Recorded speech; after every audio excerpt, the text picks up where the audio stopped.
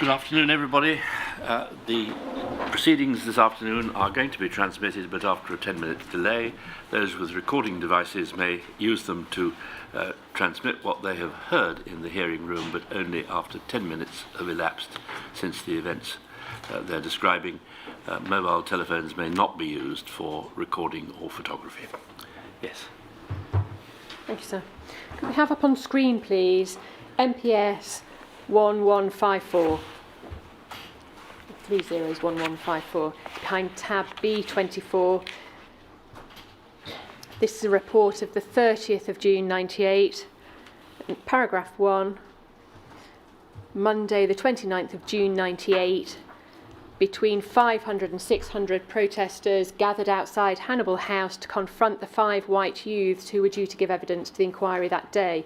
Foremost amongst the demonstrators were members of the Movement for Justice, with Alex Olawade to the fore, and also an uninvited and unwelcome deputation from the Nation of Islam. Nation of Islam there are described as uninvited and unwelcome. Can you help us with whether that's true or not? Not really, no. Okay. Paragraph 2, please.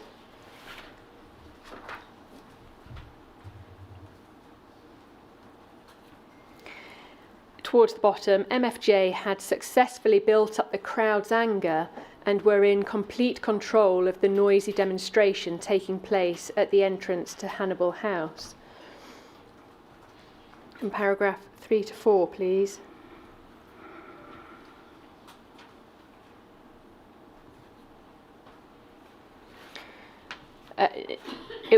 Neville Lawrence came down to address the crowd, and they informed them that negotiations were taking place to install a video link up so that they would be able to watch the proceedings from outside.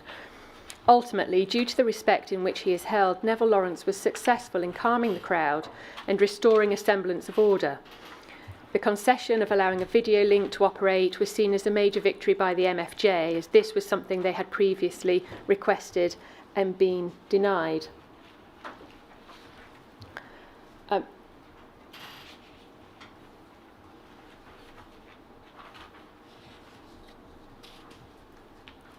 Do you recall a monitor being put up in a side room or a room within the the shopping centre? Not really, but I think if you think about it, the interest from the public, that should have been done, I would say, right from the word go, because the room was never big enough to hold as many members of the public who wanted to attend the hearing. Page 2, please. Paragraph 1.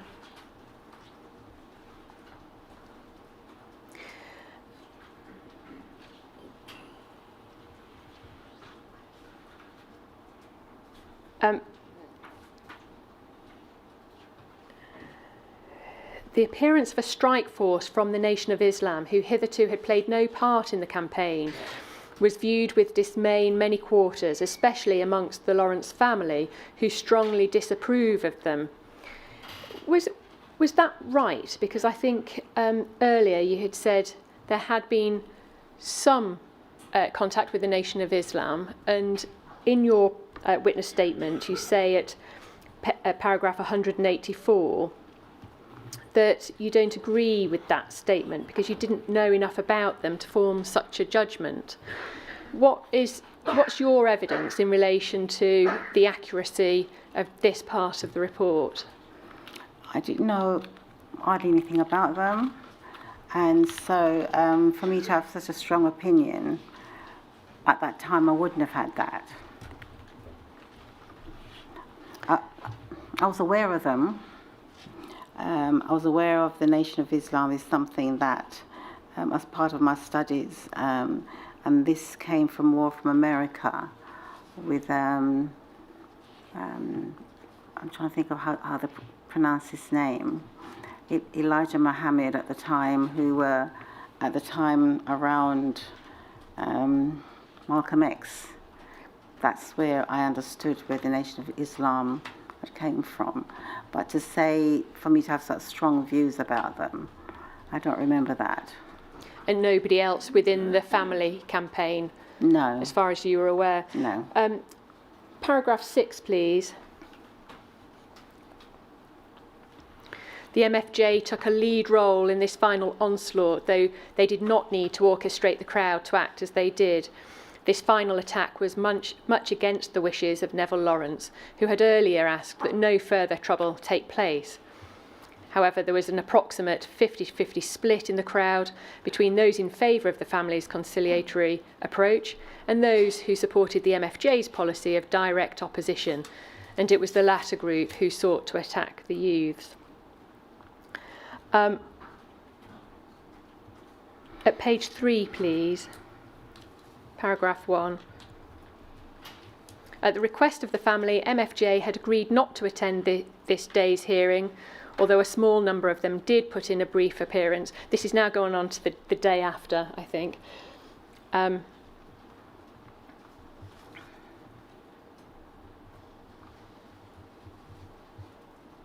And paragraph 4, please.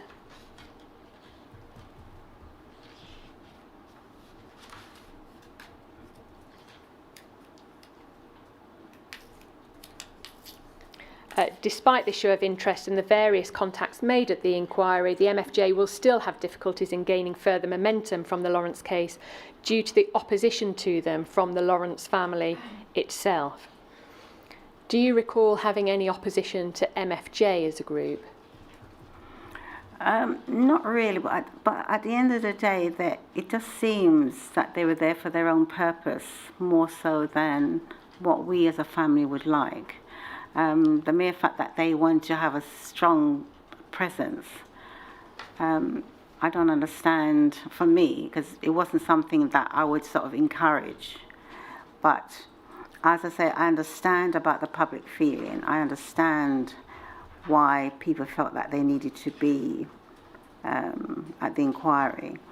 But what I don't understand is why they would make themselves more in a way to cause any disruption, because it's not something that we would have liked to have happened. And is that something that you were aware of at the time, or is that something that you've only come to realise, have it, or what has been suggested in these reports that you've read since? The reports that I've read since, but I know on the day of those, when the individuals were about to attend, as I said before, I think that people wanted to be in the room to witness that, but the room was not big enough and they was not given that opportunity. And we talked about having a monitor up. That would have been much, much better had the inquiry and those, I'd thought about that before, and I'm sure that would have gone some way to alleviate the problems that took place after. There's mention about Neville Lawrence calming the crowd, speaking to the crowd. There's no mention in this report of you speaking to the crowd, but I think it's known that you did, and we'll see that in the footage that I'm about to play. Can we play, please, the BBC documentary footage of that day on Monday, the 29th of June, 98, at Hannibal House? Day after day after day. But we worked just as bloody hard for them No, I as don't we think do for that's everybody the- else. Have you got the specific... Oh, God. Sorry, the specific timings.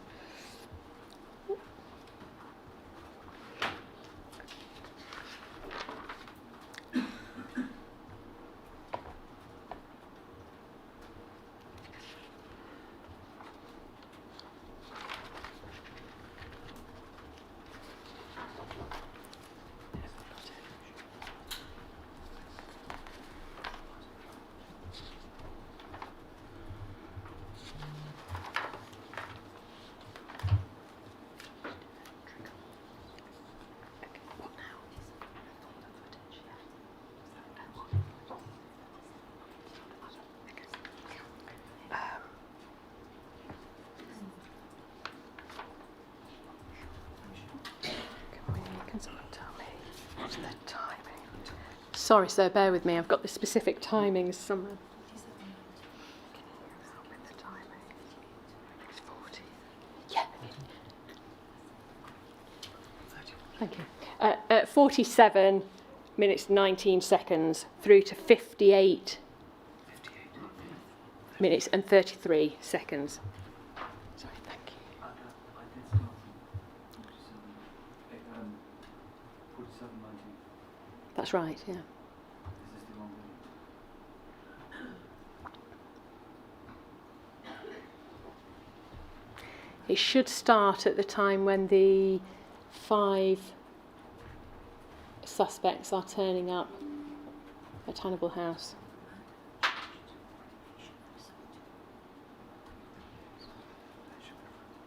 We worked just as bloody hard for them. This is episode. Should give evidence.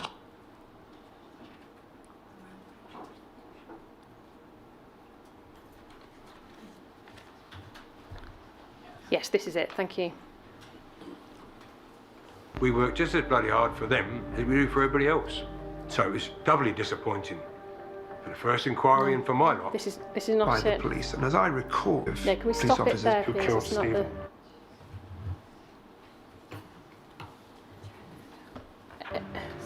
A High Court judge has ruled that 5 men who've all been charged in the past with murdering Stephen Lawrence Yes, should this is give it. evidence to Thank the you. inquiry into his death. So there will be scenes of public The appearance disorder of in the this. 5 suspects was almost the climax of the inquiry. There was a huge sense of anticipation. It's a public inquiry. Anybody can go up into the public inquiry. And the police were stopping them. Then you had the Nation of Islam downstairs in the foyer. And I remember we were just about to start. Somebody just burst into the room saying that there's commotion happening downstairs.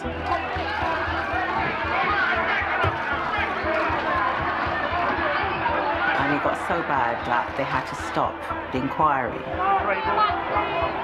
But what the police was doing was totally out of order because the police had used CS gas in their faces and stuff, so it was really, really bad. Why is it on the Stephen Lawrence inquiry, when it's black people who are coming to seek justice, that the police want to use offensive capability weapons like the CS gas? This is the scenario that everyone feared. Emotions running out of control down here, and the evidence of the 5 suspects temporarily derailed. They were going to cause a riot, and I had to calm them down and tell them that my family don't deal with things like that. What's happening here this morning is not going to get to the truth. No. It's going to stop us getting to the truth. And we are going to be branded as hooligans. It's a public inquiry. You have every right to hear it. But I'm Stephen's mother, and if I ask or requested people just to respect me, I think it should be done. But we can't let them come through and then they just get in the van and go. Yeah, so what that's what this is. Black people have the right to run their own struggle. Yeah. And you can't do it through a white judge sitting in some inquiry that doesn't have the opportunity to punish the police that were responsible or to actually put behind bars forever the murderers of Stephen Lawrence. Looks like coming down to me.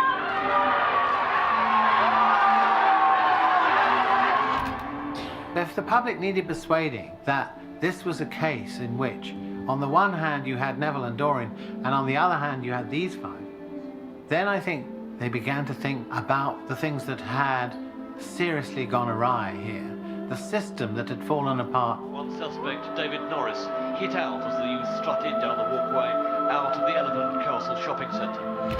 That picture fixed in the public mind the fact that there was something really, really badly wrong about this investigation.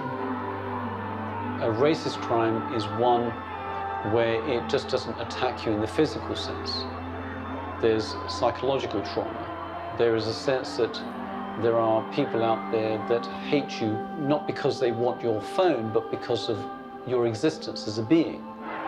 Stephen was murdered simply because he existed, because of the colour of his skin. At least one of the suspects was hit, but they scrambled into their white getaway van.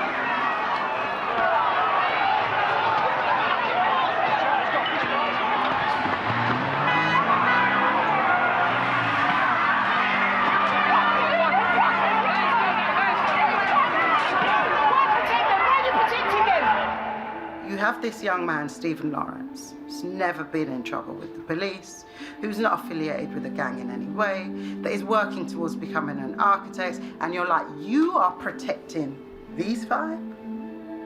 Really? Stephen's come to represent a wound that needs to be healed in our society. It's kind of a weird privilege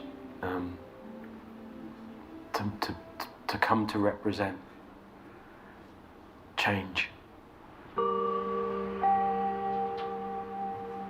I really think it's best to add nothing to that now. But is there really... As the inquiry was going on, you could see Macpherson, I think his whole perspective changed while he was listening to Stephen's case. In an unprompted statement, Sir William spoke for the first time about a crisis of confidence between the black community and the Metropolitan Police. His unexpected remarks today give the clearest indication so far that his final report will be damning about police racism. Condon had a very public image, and I think it must have been difficult for him to accept that there was institutional racism on his watch. We have challenged some of the definitions of institutional racism. I have written to the judge and invited him to give us clarity. Initially, I think the inquiry had about 10 or 12 definitions of what institutional racism was and is. The message has got to be, we are addressing it, we are acknowledging racism, we are addressing it. This is what we've done so far, this is what we're doing even more of. I'm not sure how we can maintain the current line. It isn't just about, are you racist, are you not racist? It's much more multi-layered than that. To try and deflect onto the rest of society will unravel, and that it will sound either grudging or in denial. What I was not prepared to accept was a definition that meant the police service or individual officers were deliberately being racist as a choice, as a preferred method of operation. The inquiry chairman, Sir William Macpherson, asked the Commissioner how he could deal with the problem of racism if he didn't even acknowledge it exists. Paul Condon offered a personal apology for the failures of his force, but he asked the inquiry not to pronounce the Met guilty of institutional racism. The Commissioner was pushed persistently and pointedly by the inquiry panel to accept there is widespread racism in his police service. Sir Paul repeatedly refused to agree. I will take those crib notes, John, if I may. For Condon to say there was a few bad apples, it wasn't just a few, it was hundreds of them. I don't see how the Metropolitan Police is going to move on from today. Without admitting to what has been going on, there is no way they can move forward. I think it would have given Neville and Doreen some comfort if I'd resigned, and that weighed heavily on me. But I felt on balance it was my duty and responsibility to lead the service through change. Thank you.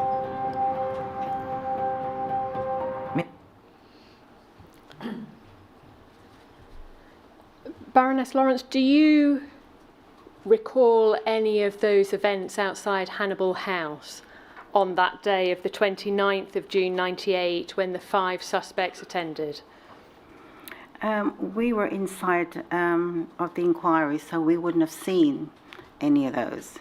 And the only time I saw that was is watching the news when we saw the 5 things being thrown at them. We wouldn't have seen that on the day ourselves.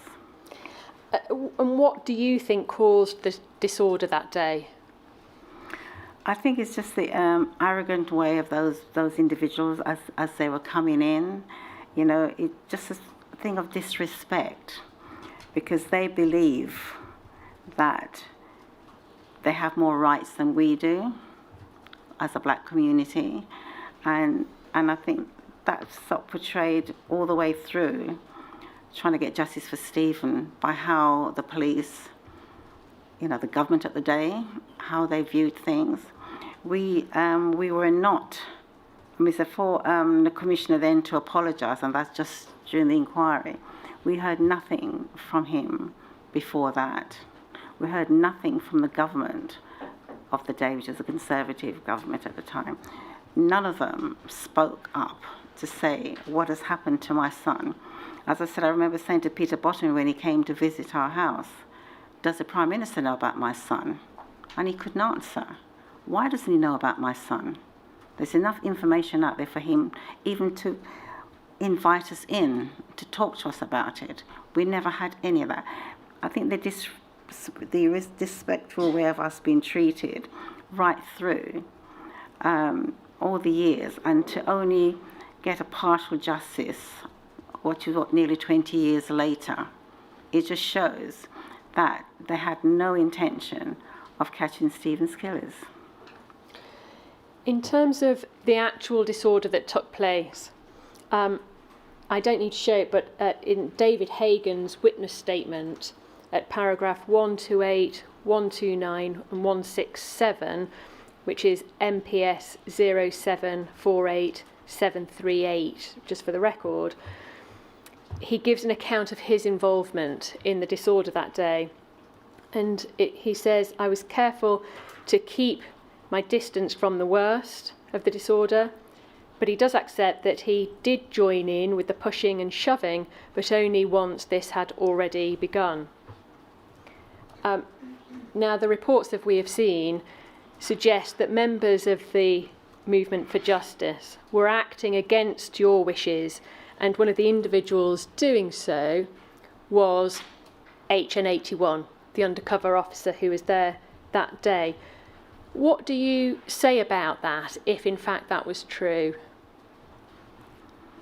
I don't really know, because at the end of the day, if you're a police officer, you should not be engaged in those activities. And yes, he said he was undercover, but why did he feel it was right for him to engage in those activities? You're supposed to uphold the law, and there clearly shows that he wasn't on that day. Can we move to a further report, which is dated the 17th of July 98. It's MPS 301181 at page 1, please. It's behind B28 of the bundle. And it talks about divisions within the Lawrence family.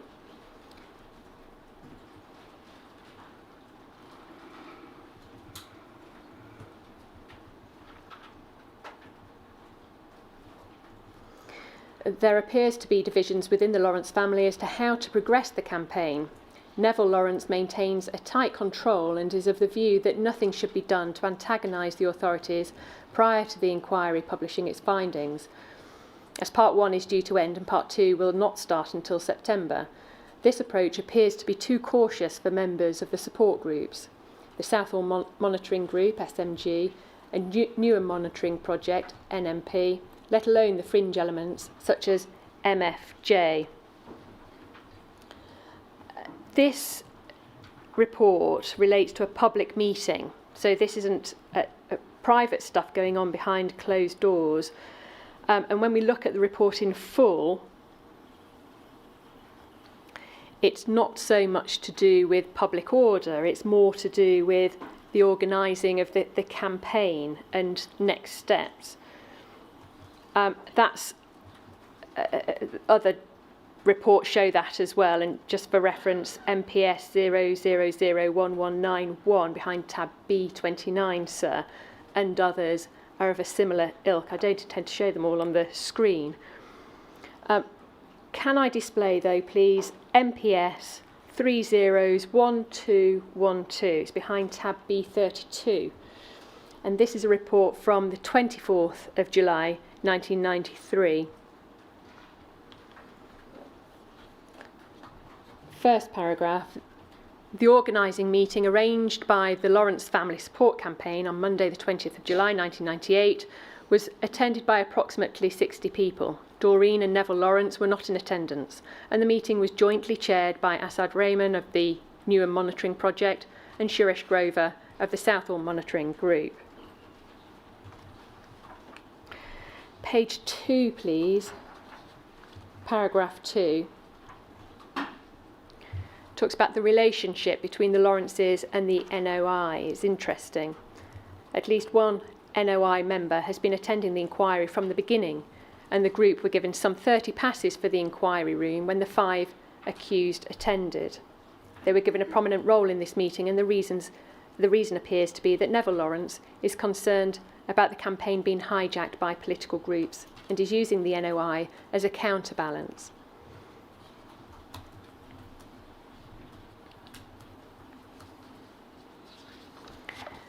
Over the page, page 3, please.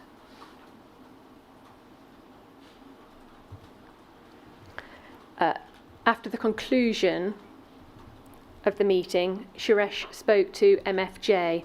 It's paragraph 2, please.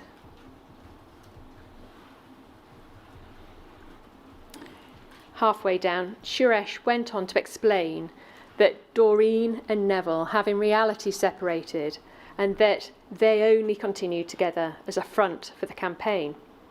Doreen, in fact, wishes to wind up the campaign at this point and simply await the findings of the inquiry. Neville is more open to continuing, but only until the inquiry releases its findings. This report from '98 talks about your separation. To what extent was that public knowledge at that time? As far as I know, it's not something we discuss our personal relationship in public. So this is probably, at the moment, we're going through this phone hacking stuff that's happened with the family. So I don't know if things during that time, because there were, for our phones and stuff that was happening through the mail, the Daily Mail. So whether or not that came out through our personal and private discussion, that would be anybody be able to know about our separation, because it wasn't something that we would have reported to the public. And no matter how this came to be in the report, what do you say about the nature of that information being in a police report?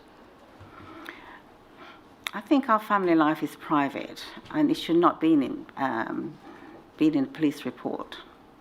And for those undercover policing who thinks that was the right thing to do, that's just disrespecting us. We heard from Suresh Grover this week that he denies being the source of this information. Can you help us with whether you think that is right or not? You've mentioned about the phone hacking. Is that as far as you can help us with how That's this as far as information I can came to help. be? I would have no idea how Suresh would know, or if he repeated something like that. I would not have known about that. The suggestion that you want to wind up the campaign and await the findings of the inquiry, how true was that? The inquiry was sort of slowed down before the inquiry, because I think at times, trying to look at justice for Stephen, have a family to bring up, work in, it was a really difficult time. So the idea of looking to wind up the campaign, because at the end of the day, where were we getting? I think we were hoping to have as much come out of the inquiry to help us to proceed around justice. So maybe at the time, probably that's what I was thinking, I don't know. But it weighed heavily on me, trying to manage my life, my children, as well as all this was going on. There are times it's really difficult, and we shouldn't have to be put through all of this.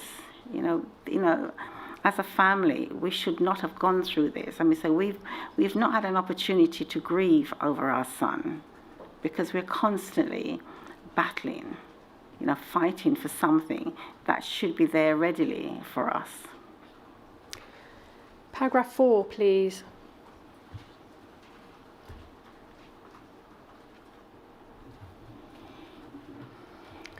There's reference in this last sentence that he also said there was someone very close to the Lawrence family who was an Uncle Tom, and as a police agent was actively advising the Lawrences against any real action. Can you help us with what that might be referring to? No. Can we display, please, MPS 301235 behind tab B34 is a report of the 3rd of August 98, typed up on the 4th of August. Paragraph 5, please. This is another report from HN81. It's relating to an MFJ meeting on Friday, 31st of July, 98. MFJ now consider that the Lawrences have ended their campaign and are merely going to await the findings of the inquiry. The drawback to progressing the campaign under the banner of the MFJ is that the mainstream leadership are currently in Detroit. And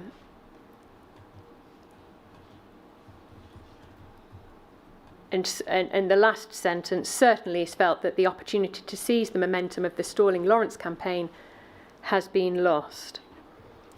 Was that, again, your evidence is that the campaign hadn't stopped, it's just that it had slowed down, waiting the findings of the inquiry, but that you've never really stopped campaigning and pushing for your objective of getting justice for Stephen? No, we haven't.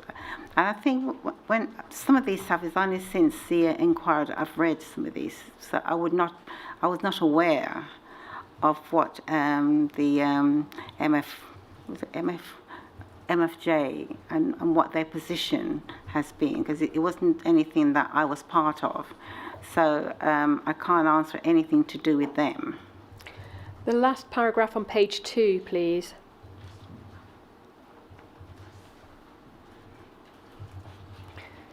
The handler's comment, so this is the person that would receive the report. It is not beyond the realms of possibility that the inactivity of the Lawrence family in not supporting the various groups is that they have been spoken to at a senior level and been promised some sort of carrot, perhaps a resignation. What do you say about that speculation? I wasn't aware of any of that, no.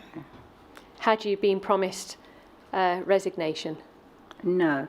It was suggested to me about we should ask for the Commissioner to stand down. And I felt at the time it wasn't for me to ask the Commissioner, it's for the Commissioner himself to know his role and for him to step down on his own accord and not for me to suggest to him. And that's how I felt at the time.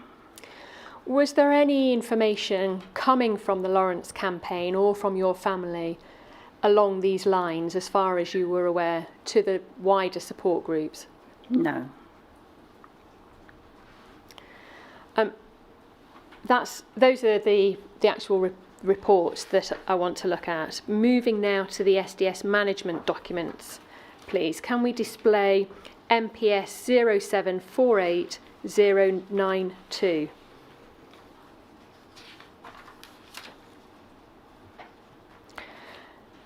And this is to do with the visit of an ACSO to the SDS on the 7th of July 1998.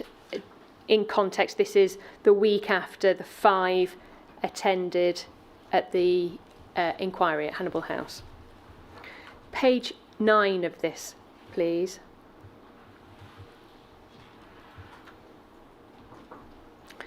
This is a pen picture relating to DC HN81, and paragraph 3 states that he has been in a unique position to report on the recent attempts by MFJ to galvanise the black youth in Brixton and families of, in commas, victims of deaths in police custody to demonstrate against police. More recently, he has provided intelligence on the MFJ's efforts to influence the Lawrence family during the public hearing. So that was part of the pen picture that was presented to the ACSO who was attending at the SDS just a week or so after that eventful day at the inquiry. Can we display, please, MPS 0748392? Which is behind tab B44, sir. We can see this is a branch note of the next page, please, page 2. This branch note, the date on it is the 10th of September 98, entitled The Stephen Lawrence Campaign Associated Organisations. And if we can expand that top section, please. It reads, this note is produced for the information of the Commissioner of Police, DAC Grieve and Superintendent Thornton. It contains secret and delicate source material. There should be no downward dissemination of this document without reference to the Detective Superintendent of SO 12 C Squad.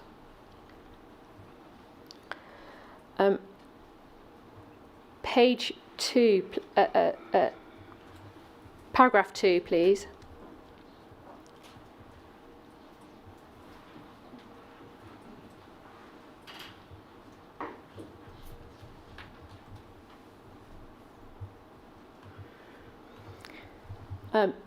The themes touched upon by the Lawrence inquiry as a whole, those of perceived police corruption and racism, the criminal justice system, and even the state of race relations in general, means that this is an obvious target for certain political groups.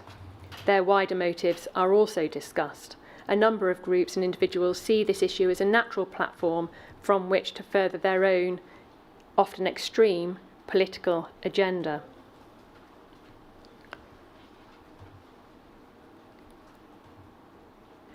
And I should have read out the last sentence of that first paragraph there. Furthermore, the sense of anger and alienation that this issue has aroused within the black community means that the possibility of public disorder cannot be discounted.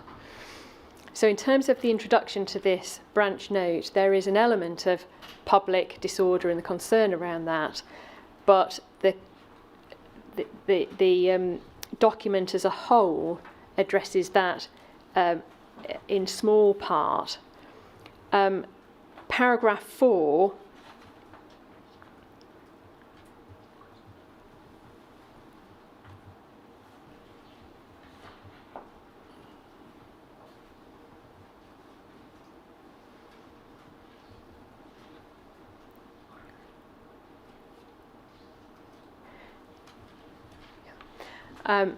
the genuine sense of grievance that exists should not be underestimated, and many people who would normally shy away from activism have felt moved to become involved.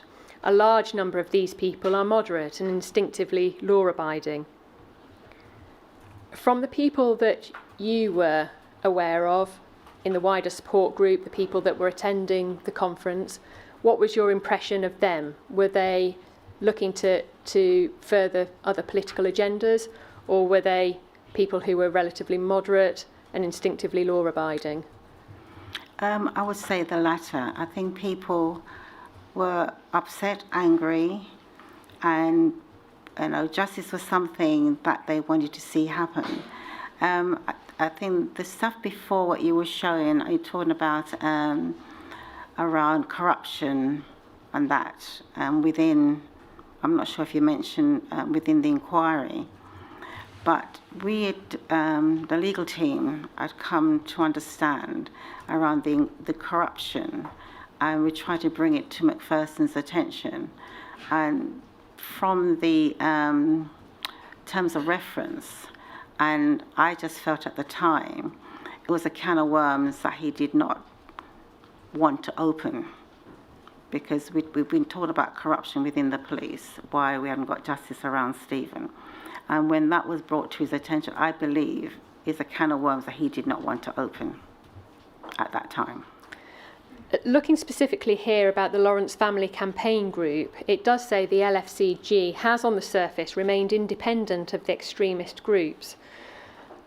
However, leading figures within the campaign are well known within left-wing organisations. Suresh Grover, who is the spokesman of the campaign, has long been the de facto head of the Southall Monitoring Group, now simply known as the Monitoring Group. He has a checkered past involving a number of Trotskyist groups and a high profile amongst the West London Asian community. Would you agree with that description of who you knew as Suresh Grover? I didn't really know him. Okay. I didn't know him. I mean, he joined the campaign, but I would not have known anything about his background or any of those things. I would not have known. Okay, so you can't comment on whether that's a true picture of him at all? No. Page 3, please, paragraph 3. As for the Lawrence family, Doreen and Neville Lawrence split up during the first stage of the inquiry, although this is not public knowledge. And there's a reference to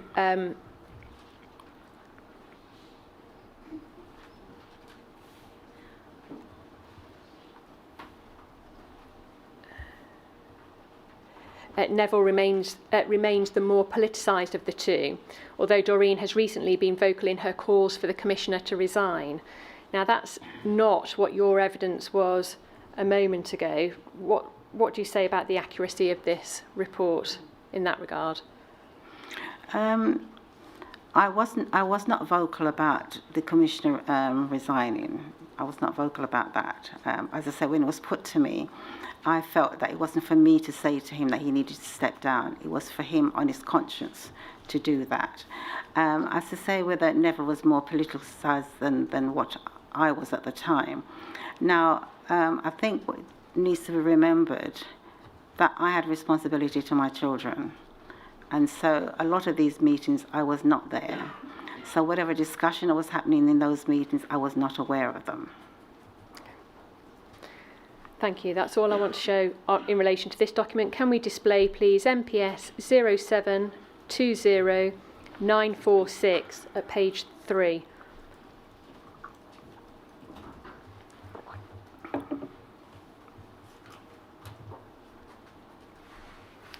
So this is a minute sheet in relation to an SDS briefing note with attachments. And this is a note by Operation Commander Colin Black to Detective Superintendent S. And he says the SDS is, as usual, well positioned. You see that there? At the focal crisis points of policing in London. I am aware that DI Richard Walton of CO24 receives ad hoc off-the-record briefings from the SDS. I have reiterated to him that it is essential that the knowledge of the operation goes no further. I would not wish him to receive anything on paper. I have established a correspondence route to DAC Grieve via DS McDowell, formerly of SO12, and opened an SP file for copy correspondence with CO24. It will, of course, fall to C Squad to provide the bulk of that material, and they will undoubtedly consult SDS as appropriate. And it appears that this shows there is a line of communication set up that at least goes as far as DAC Grieve. So that's Deputy Assistant Constable Grieve. So going to almost the very top of the MPS at the time, what do you say about that there's information that's going from the SDS up to the top of the MPS? I think what you need to remember is that I had no knowledge of any of this. So the fact that this is being done in the background, I would have no knowledge. And besides, we would never have been kept informed by any police officers as to how the investigation has been happening or what's been running. So I would have no knowledge of any of this. Can we have page 8, please?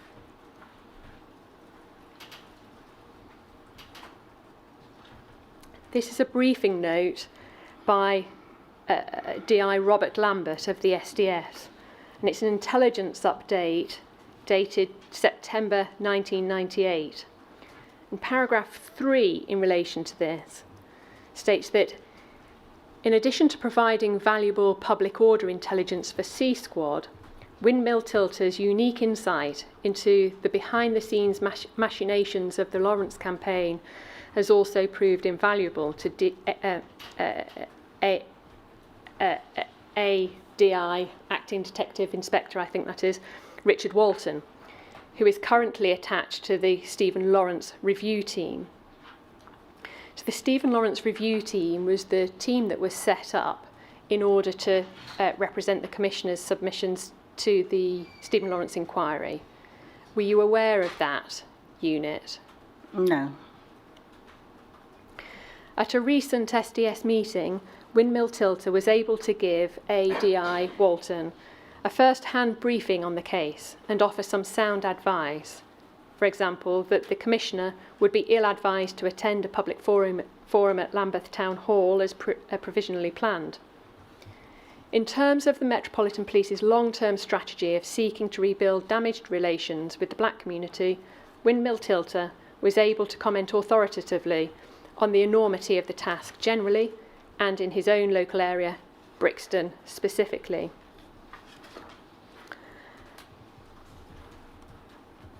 If we can move to page 9, please.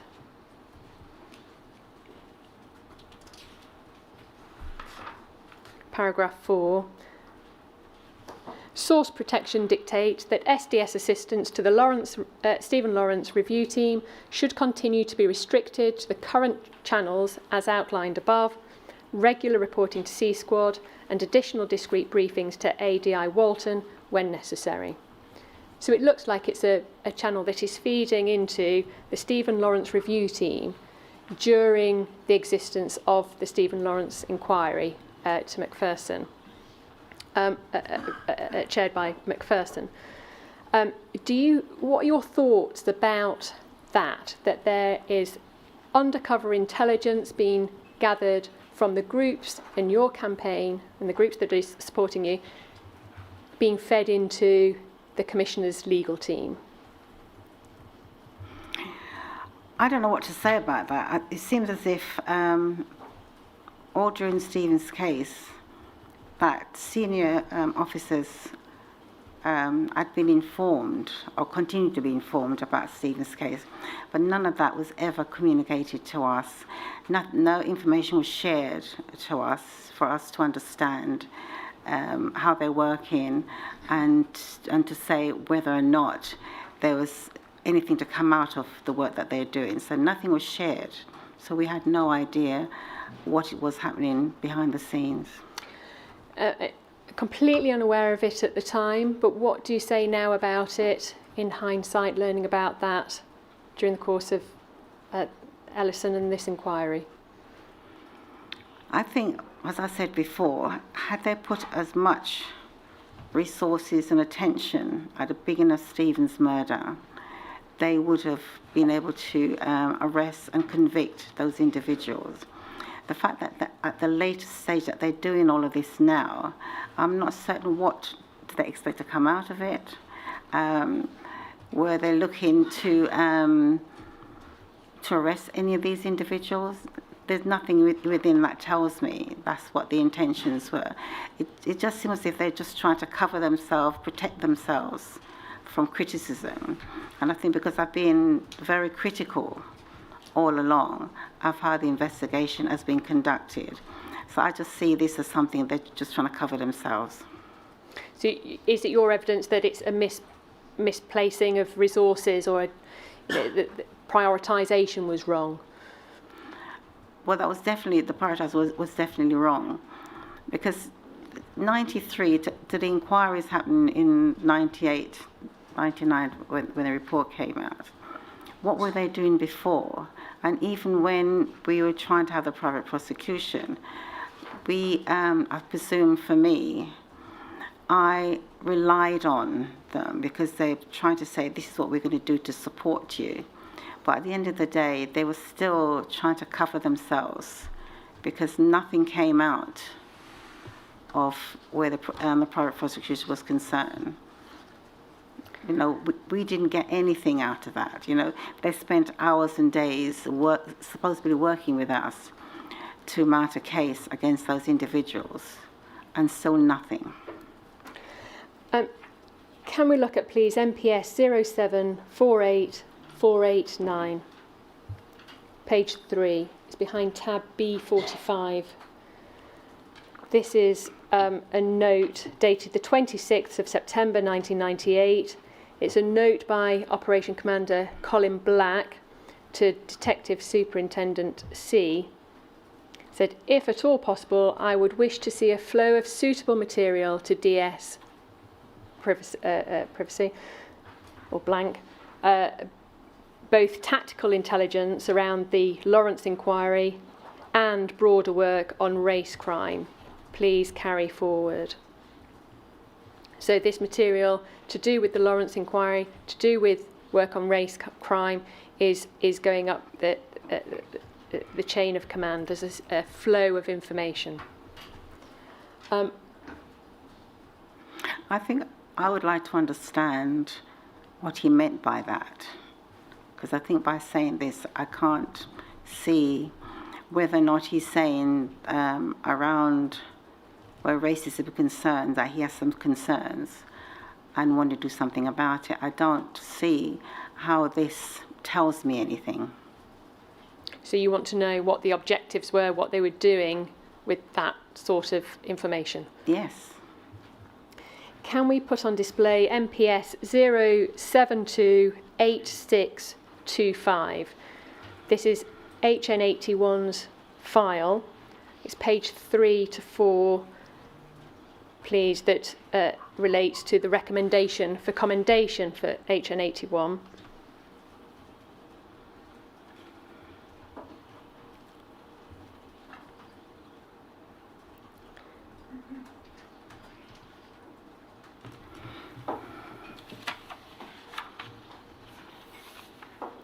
And we can see that third bullet point refers to the provision of a perspective to those charged with formulating the MPS position on key strategic issues. He was thus debriefed thoroughly by the Stephen Lawrence review team as it considered how the MPS might regain the confidence of the black community, how it might assess the potential for disorder by sections of that community, and what might be the consequences of sustained political pressure on the MPS from hard left and other groups not well disposed to the police.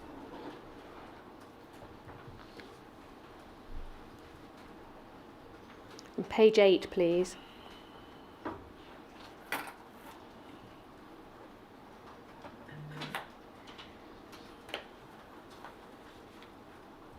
Paragraph 4.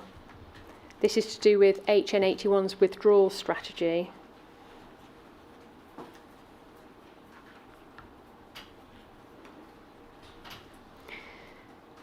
About halfway through, it says WT, that's windmill tilter HN81, is quite candid in admitting that he was largely responsible for their adoption, and he's talking about MFJ here, for their adoption of the Stephen Lawrence case, and the rest, as they say, is history.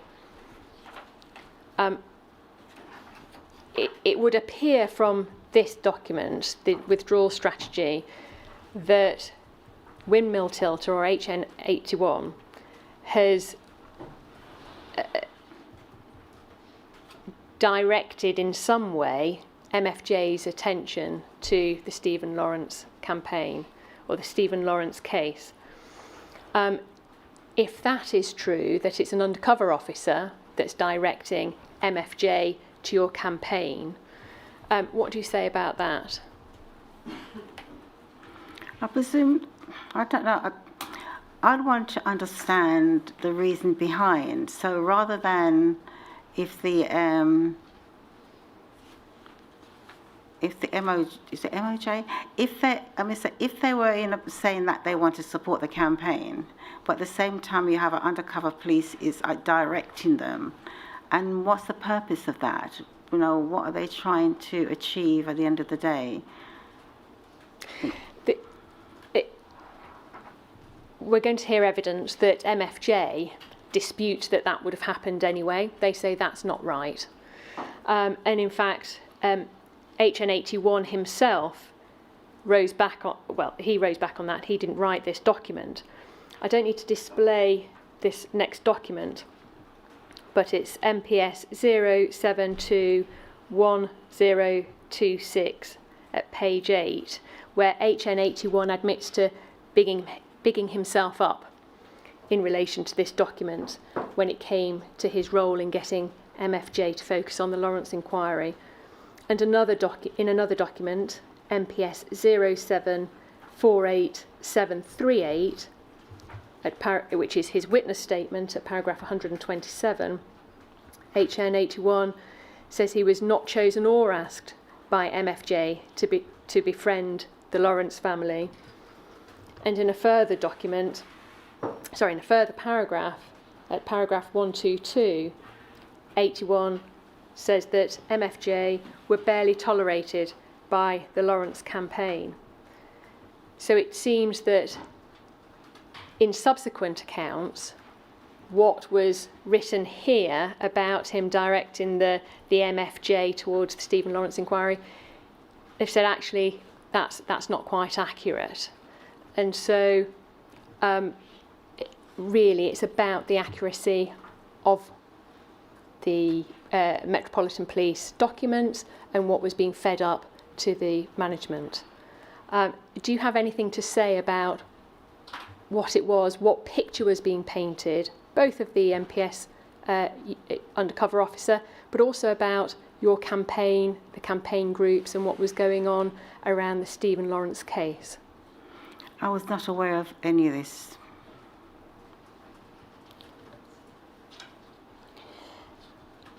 Can we display, please, MPS 0721973?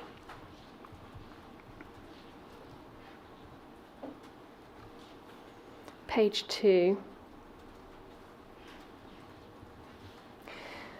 MFJ got involved with the Stephen Lawrence case when it came to the Elephant and Castle.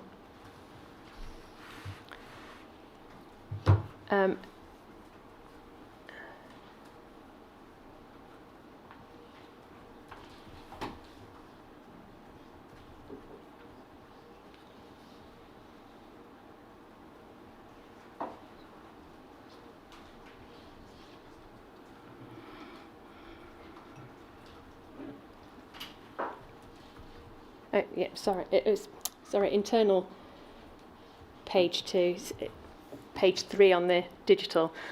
So yes, it's the first paragraph. Thank you.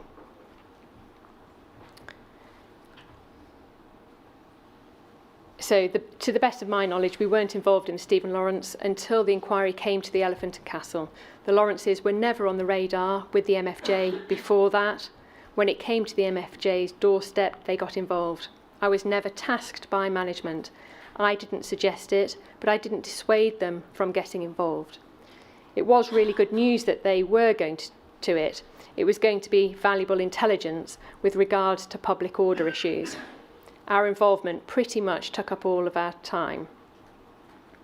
So that is a later account of HN81 when he was interviewed on the 9th of October 2013 as to how he was reporting both on MFJ's involvement with the Lawrence campaign and the inquiry. And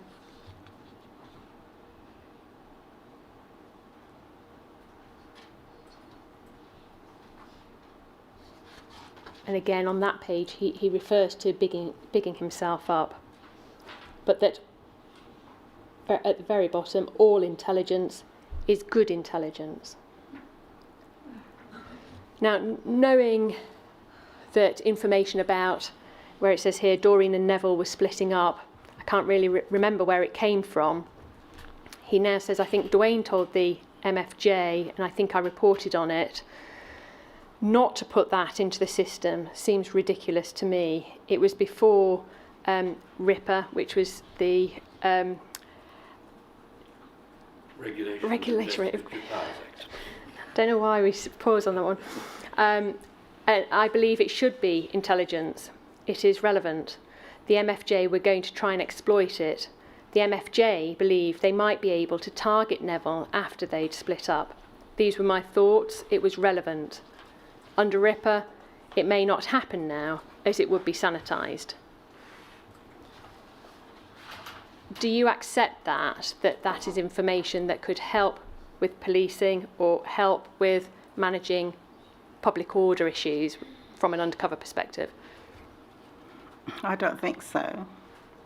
At the end of the day, to say that where they think the information about us splitting up coming from Doreen is, so how would he know? And for them to see it as good intelligence and be able to capitalise on our personal relationship, I have no idea how that would be of interest to anybody. And yes, I felt that there are some times that the police were trying to manipulate our relationship, because I think they find me quite challenging. And I think where Neville's concerned, so there were times that they were trying to pitch us against each other. So, and that, if you think about a family grieving, whatever our personal happening in the background, that should be of no concern to the police. They should have no concern to them. Their intention, or what they should be doing, is looking for the killers who murdered my son, and that's where their interest should have lied. Moving now then back to the timeline, and by September 1998, you say in your statement that was a monumental turning point. People were shocked by what they heard through the Macpherson inquiry. At paragraph 175 of your statement, you refer to founding the Stephen Lawrence Charitable Trust in 1998. Again, that was to honour Stephen's aspiration to become an architect, was it? Yeah. And in 1999, that's when the inquiry report published its findings, including institutional racism, as we referred to earlier. But you also recognise that the Race Relations Act 1976 was amended as well to incorporate police forces and government bodies, and that was as a direct result, was it, of the inquiry? Yes, yes.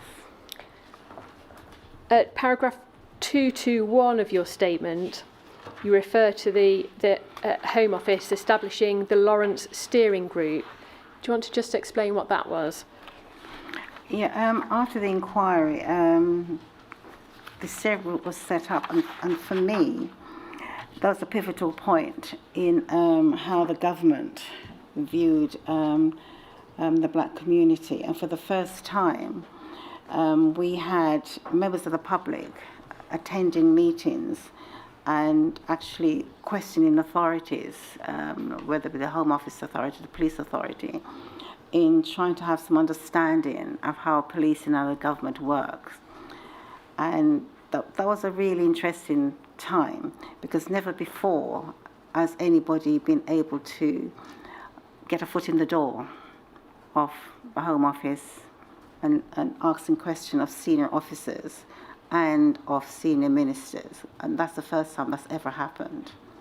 And for me, that was just from the inquiry, is a way forward. Had we been able to carry on with that, I think then people would understand, and for the government to hear the relationship that they've had and the police have had with members of the public. It's never been done before. That operated until 2005, is that right? Yes. And during the course of that, lots of recommendations in terms of how the police were addressing racism within the Met Police force, is that right? Yes. Can I just ask you one last thing about your meetings with Home Secretaries? Just to clarify a point earlier, you mentioned that you met the Minister of State for the Home Office in 1993, and you called for a public inquiry into the investigation of Stephen's death at that point. And then we know that you met with Jack Straw early in 97 when he was still Shadow Home Home Secretary, and then after the election when he was Home Secretary in the July of 1997. Yes. Sorry, I think you met him in the June, and by the July then he announced a public inquiry. Can you tell us what happened in between those times, from 93 to 97, in terms of your steps to call for a public inquiry? Did you have any meetings with any other Home Secretaries or people within the Home Office? No. There was an attempt, I don't remember what year it was. I understand that Michael Howard was the Home Secretary at the time, was supposed to visit in Greenwich, because we lived in the borough of Greenwich at the time. And it was suggested that he was coming to the borough and it would be an opportunity for me to meet up with him. But that meeting was cancelled, so I never met him. And at no time did he ever make any contact or wrote to us around Stephen's murder. There's been no contact with any with Home Secretary from 93 up until 97.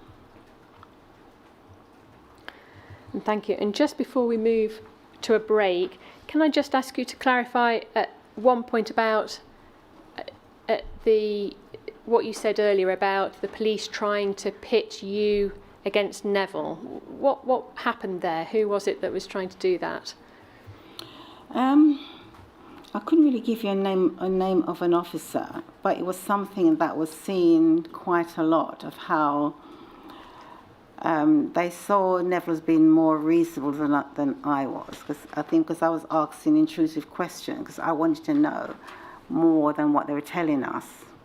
And they seemed to feel that I was, probably too inquisitive, whatever, I don't know.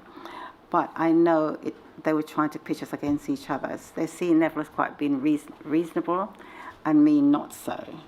But all I was trying to do, or trying to find out, is what's happened.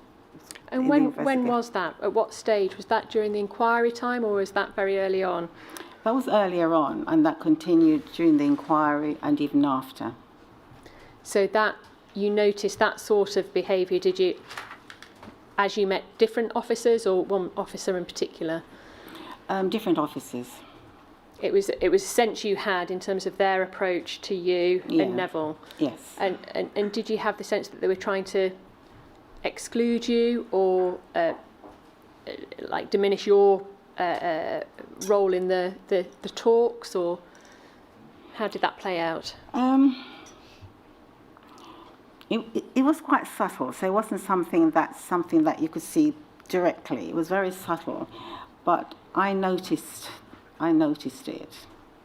And oh yes, I didn't say or question what was happening, because I felt at the time that I was told, even with the liaison officers, if they were to say good morning and I was to answer, they would make a note of that.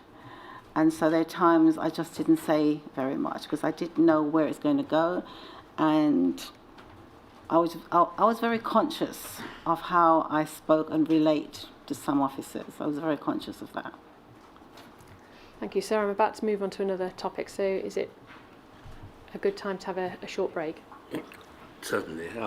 How long would you like? Whatever time you think is 15 minutes. 15 minutes. Very well. 15 minutes. All right.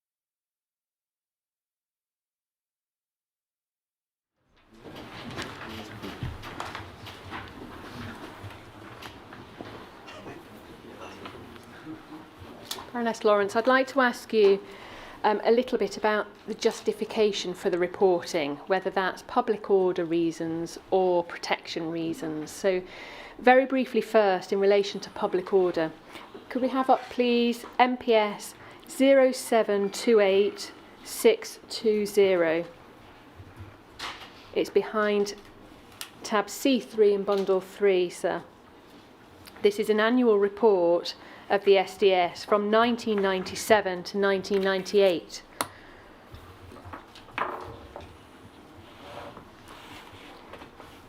It's MPS 0278620.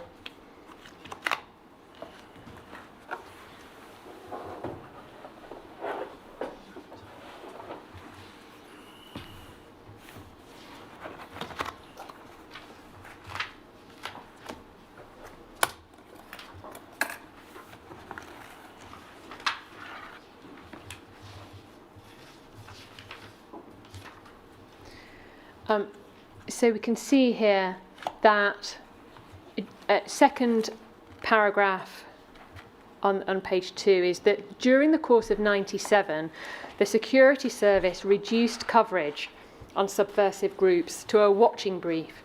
Following this decision and the reduction in street activity on the left wing in general, SDS reduced its coverage on Socialist Workers' Party and the Socialist Party militant. This presented an opportunity to target campaign groups in Brixton, Movement for Justice and Movement Against the Monarchy. Page 3, please. In terms of the statement of purpose, we can see that the purpose of intelligence gathering was to provide a quality service in the gathering and dissemination of high-grade intelligence concerning terrorism, public order events, the activities of groups involved in politically motivated crime, and crime related to animal rights and environmentalist activity. And of the 5 objectives set out below, most of them, in terms of public order, the first one is to supply intelligence or information concerning the intentions of militant political extremists in respect of public order events. And number 2, identify those engaged in preliminary planning or who take part in such demonstrations. 3, to identify suspects who break the law before, during and after demonstrations. And gather and record intelligence about the formation and development of target organisations. And 5, provide intelligence on criminal activities of individuals or groups involved in animal rights extremism. Doesn't really apply here, but for the most part it's about demonstrations, public order events. Page 6, please. Paragraph 3. Following the security service decision to withdraw from active investigation of subversive groups, SDS reviewed its coverage of the main extreme left-wing group, the Socialist Workers' Party. And following this review, coverage was withdrawn and the operative, who we now know as HN81, was targeted against community-based groups in Brixton.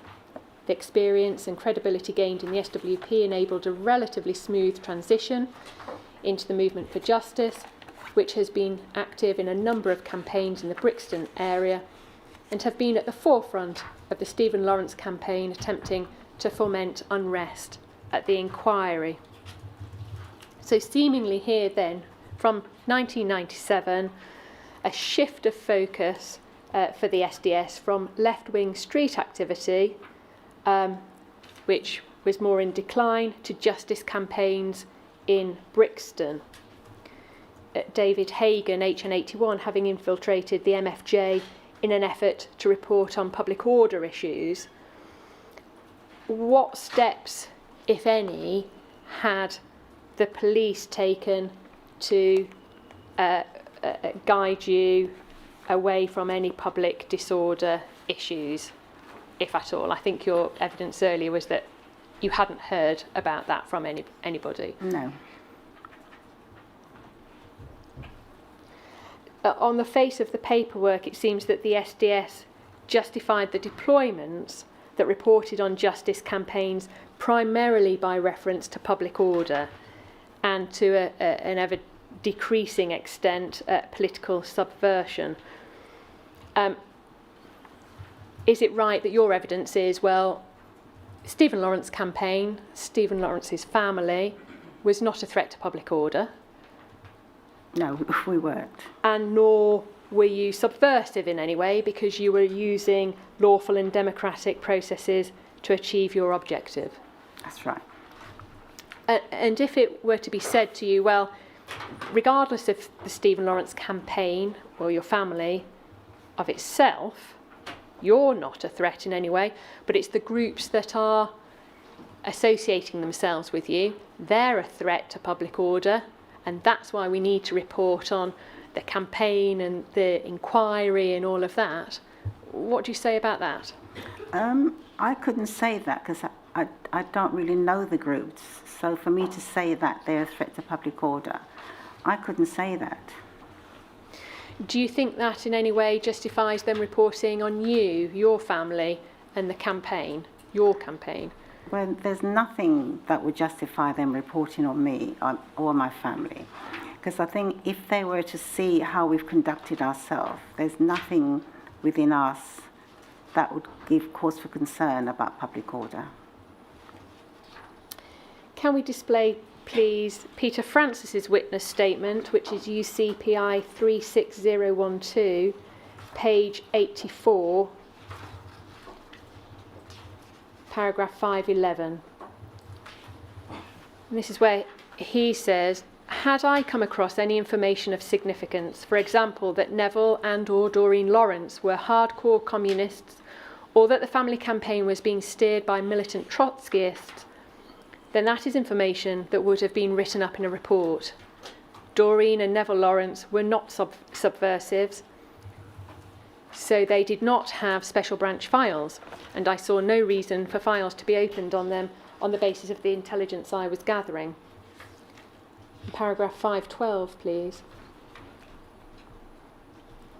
However, that is not to say I did not report on the campaign or the family, and I am surprised there is nothing at all about this.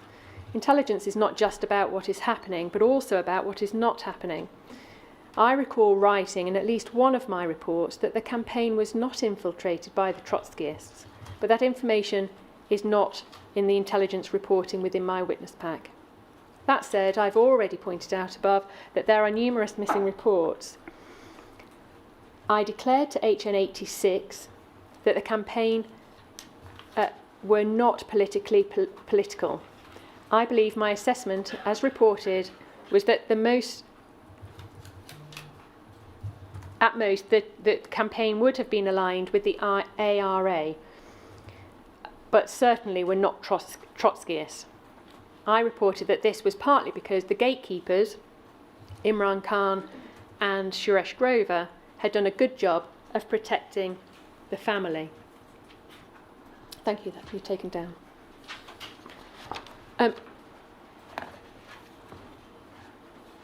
Would you agree with the fact that you weren't subversives?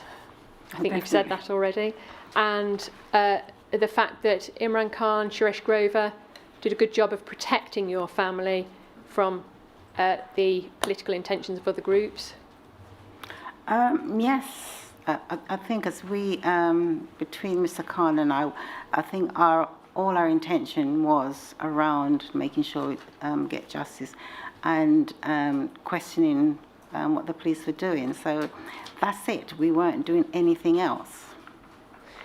Did you have the sense at the time that Mr. Khan and Mr. Grover were having to protect you at all, in the political sense? I presume in some cases, yes. And how was that?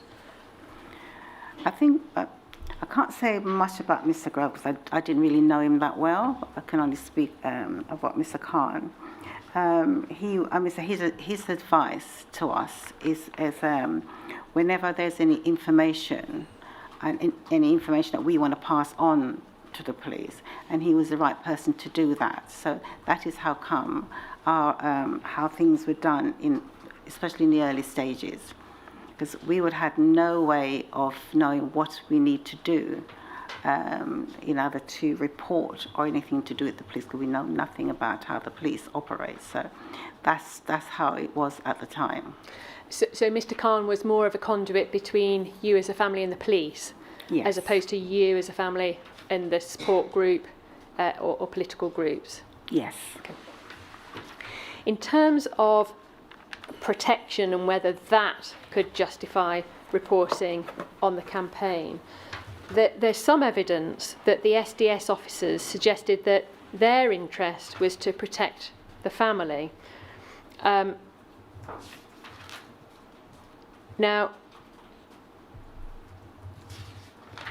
if I can refer you to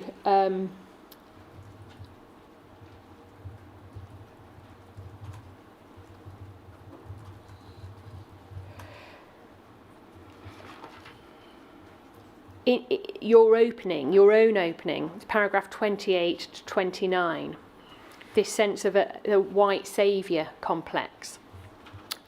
What's set out there is it's a critical concept used to describe a phenomenon where a white person or institution attempts to save or help non-white people, often in a self-serving manner that ultimately reinforces existing power imbalances and disempowers the very communities they claim to assist.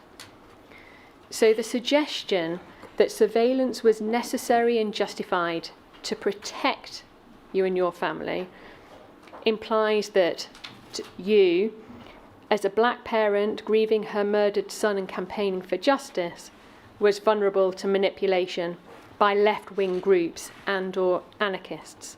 And it suggests that you were not capable of discerning genuine allies from those with ulterior motives, or of leading your own campaign effectively.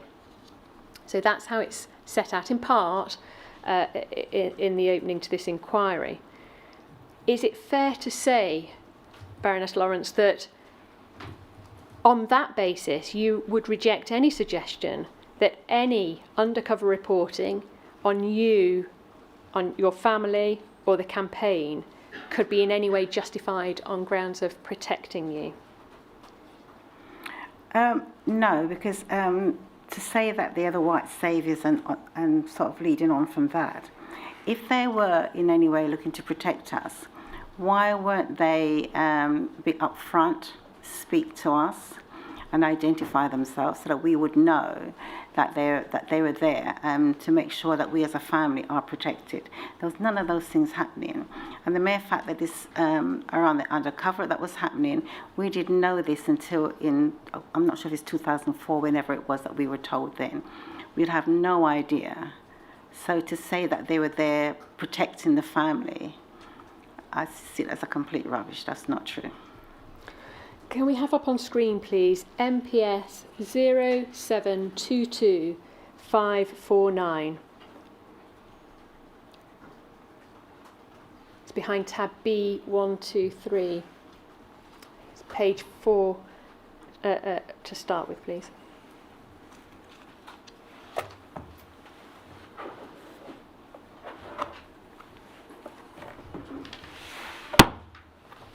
This is a 2013 interview with Robert Lambert, DI Robert Lambert.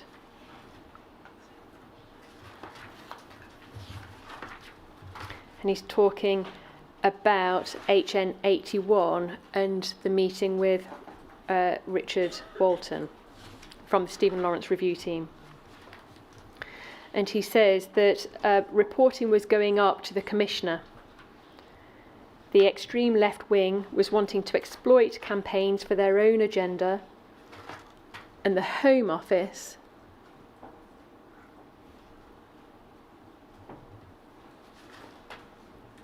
page 4.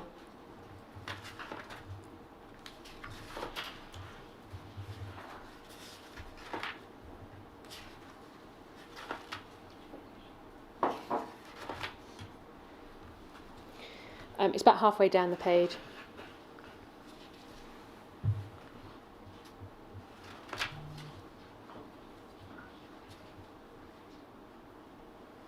You know, across the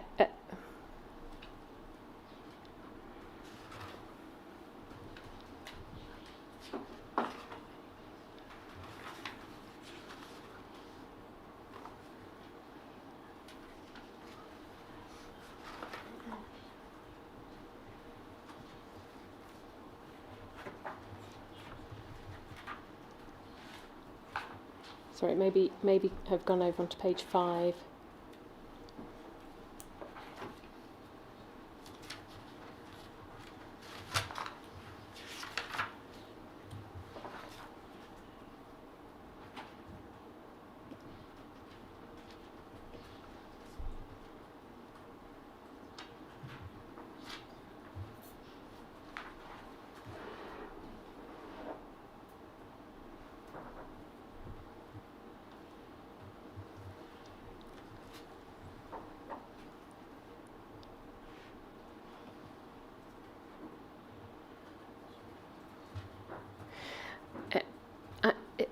It's the bottom part where Officer Lambert, on page 4, the last paragraph.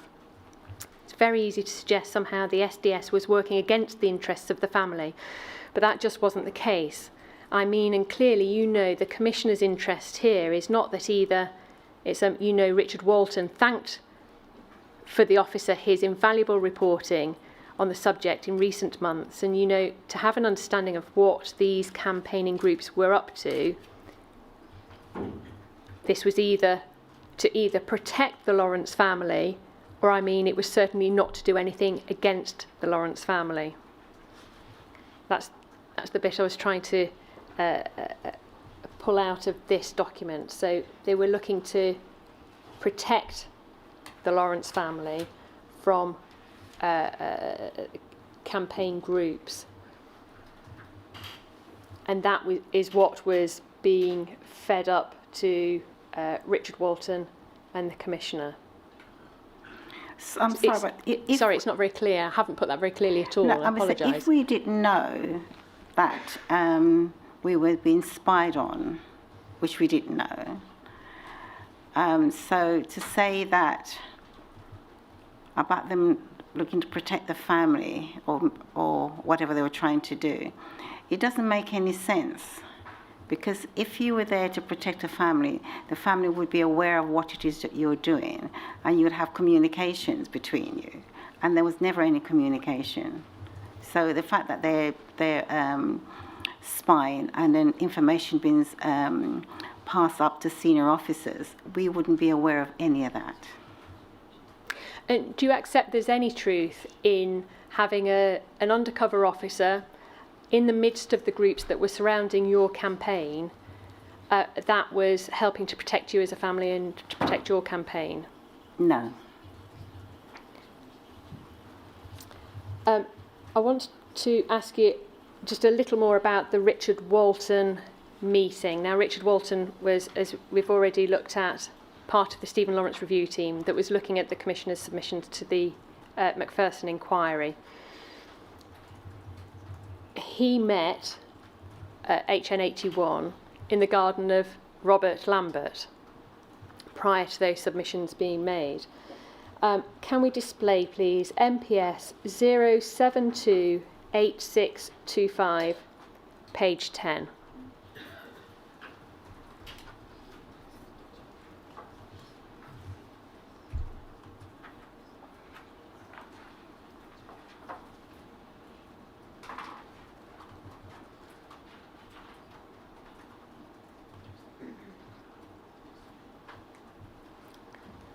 Sorry, can we go to page 12, please?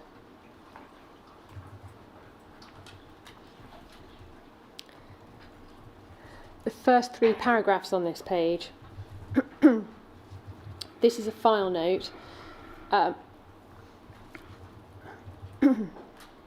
what we can see, on Friday the 14th of August, I had a meeting. This is a note from Robert Lambert. I had a meeting with Windmill Tilter, that's HN81, and Richard Walton. Richard is currently working with the Stephen Lawrence review team. Windmill Tilter talked about the Lawrence inquiry from a movement for justice perspective, and RW from his. It was a fascinating and valuable exchange of information concerning an issue which, according to RW, continues to dominate the Commissioner's agenda on a daily basis. RW thanked WT for his invaluable reporting on the subject in recent months, an in-depth discussion enabled him to increase his understanding of the Lawrence's relationship with the various campaign groups, like MFJ. This, he said, would be of great value as he continued to prepare a draft submission to the inquiry on behalf of the Commissioner. MFJ's future plans were also discussed at some length. And RW explained a lot of the behind-the-scenes politics involving the Home Office.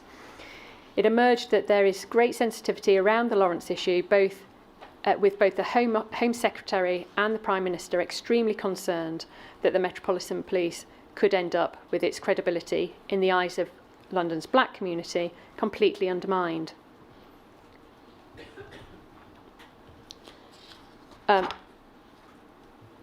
Given that the Stephen Lawrence review team were in the process of drafting those Metropolitan Police submissions to the Stephen Lawrence inquiry at the time, do you have thoughts about the fact there appears to have been over months this feeding in of information from the undercover officer amongst the people that and groups that were associating with your campaign? So, are you asking me if I was aware of all of this happening? Because then I wouldn't have been aware. No, and you have addressed it already to a large extent, but knowing that this is something that's on the Commissioner's agenda on a daily basis, at least according to this file note by Bob Lambert, and this is something that the Prime Minister and the Home Secretary are both seized of.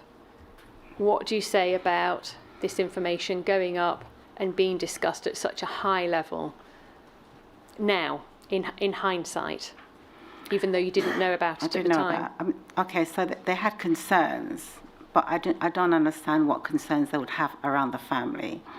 Movement for Justice, we knew nothing about them beforehand, and so if they're like under the radar and all of a sudden that they become in the sight of the police, then that's up to them. So I don't see how we could be associated with that. And I do understand what the Prime Minister and the Home Secretary was saying, because at the end of the day, within the black community, the police had no credibility in how they police us and how, what's happened over the years. So yes, in fact, rather than doing things to make it better or to make sure within the black community they feel supported, what they were doing is the complete opposite. And on the face of this document, at least, it seems that the concern of the Prime Minister and the Home Secretary was the credibility of the police force. I don't know, it just seems to me, in many ways, all the things that's been happening, I've always said that, those who are doing things against us, they're well protected. And who is there to protect us? There's no one out there there to protect the family. And so it goes at the beginning when Stephen was killed, and the fact that we were sort of thrust into the limelight of things happening. There was nobody supporting the family. We were just left exposed constantly. And, sometimes listening and reading some of these things, I always try to understand what the reason behind it. We weren't known to the police beforehand, and there's nothing about us, our background, would cause the police to have reason for concern as to our campaign. The campaign was just seeking for justice to get those individuals who murdered my son to be locked away, and that's the only purpose of what the campaign was there for. What these other groups were there doing, I cannot say.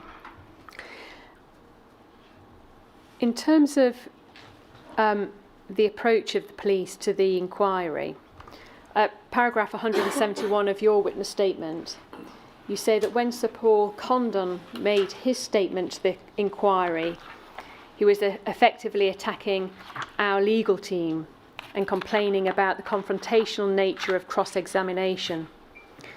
He claimed that the nature of the questioning was damaging relations between the police and the black community, which you say was laughable, as it was what they had made sure of since Stephen's death, and even before it. And he even took to suggest that Imran Khan KC was holding back their search for the killers. Is that your recollection of how that came across as Paul Condon's evidence to the inquiry? Yes, because he was protecting his officers. And that was quite clear. He was protecting his officers. Can we have up, please, UCPI 3255?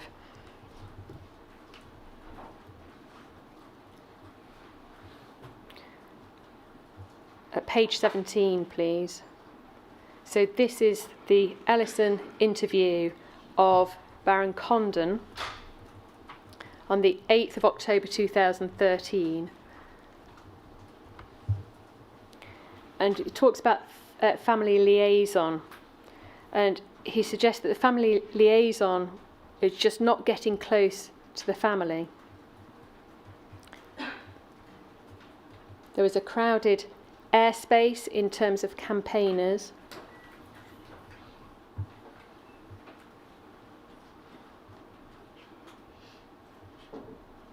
It might be over the next page.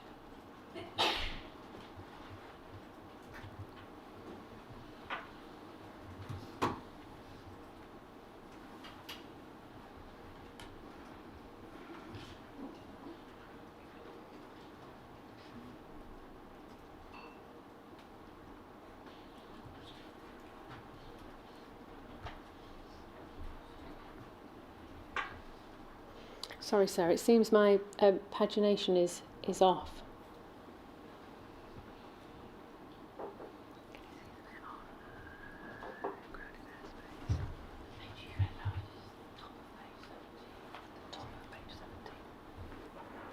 Sorry, yes, at line 2. Yeah, there was a feeling that they were not just getting close to the family. So this is in relation to the family liaison. And a sense that this was very crowded airspace in terms of campaigners. At the time, you had, in no particular order, the Anti-Nazi League, the Anti-Racist Alliance, the SWP, you had Militant Tendency, you had, I think, something called the YRE, which was Youth Against Racism in Europe, and others.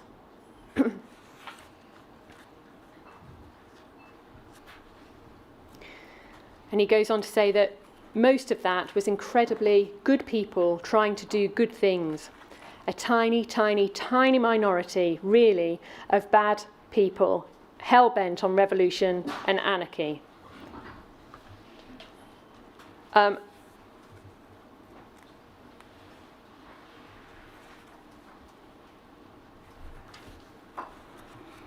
Given our understanding that it was apparent early on that Stephen's death was not as a result of a street fight, or gang violence, or anything like that.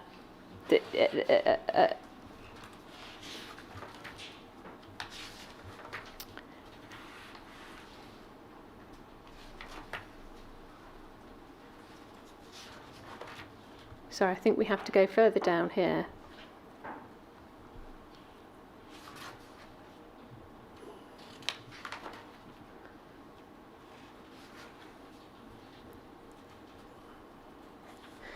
The final paragraph, please, from line 30. It became apparent very early on that this was not a sort of street fight or rival gangs or whatever. This was a nasty, vicious murder of an innocent young man who was brutally killed. And as Commissioner, I had a sense that there was a frustration that they could not get close to the family to support them. That seemed to be inhibiting the inquiry.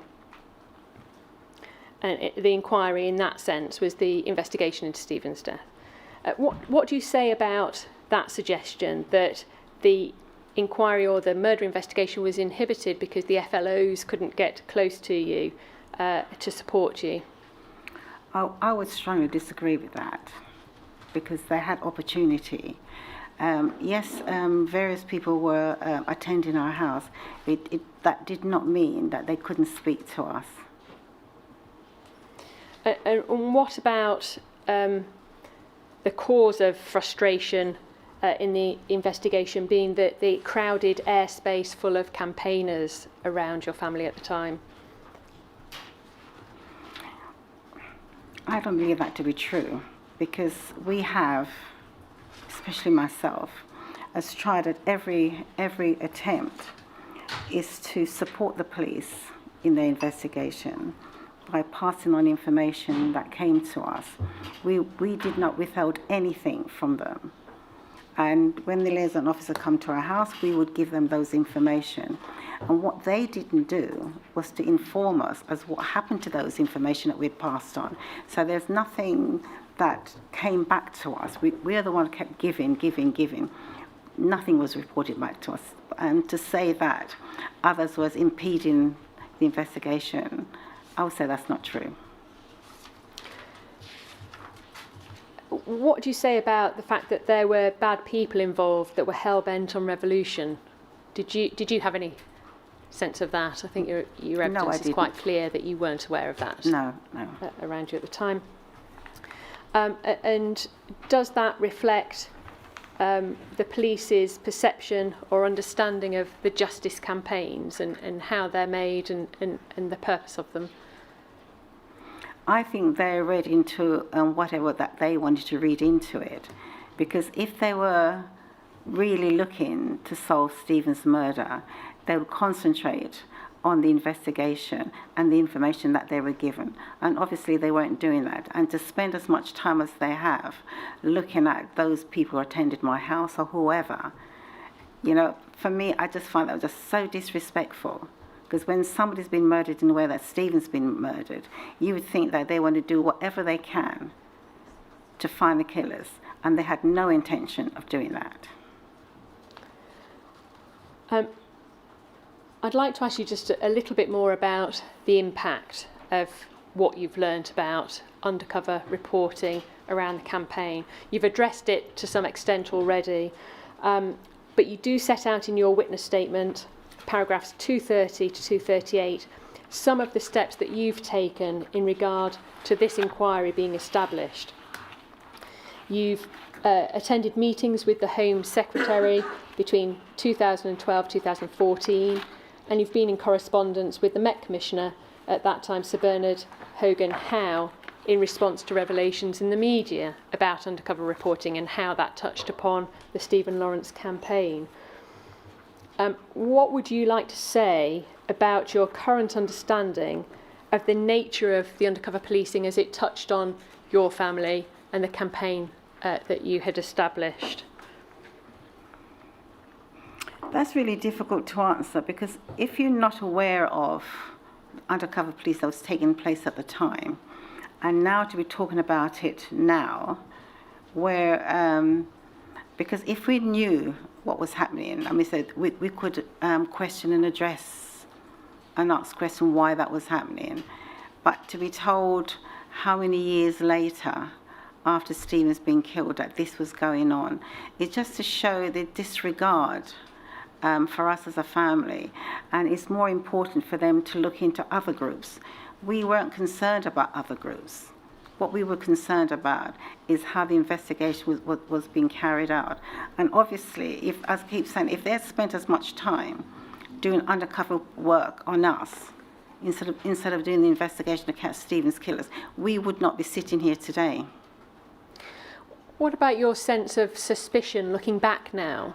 Do you look back on those days when, during the time of the campaign and the inquiry, with a different view of it, knowing what you now know about the undercover police operation?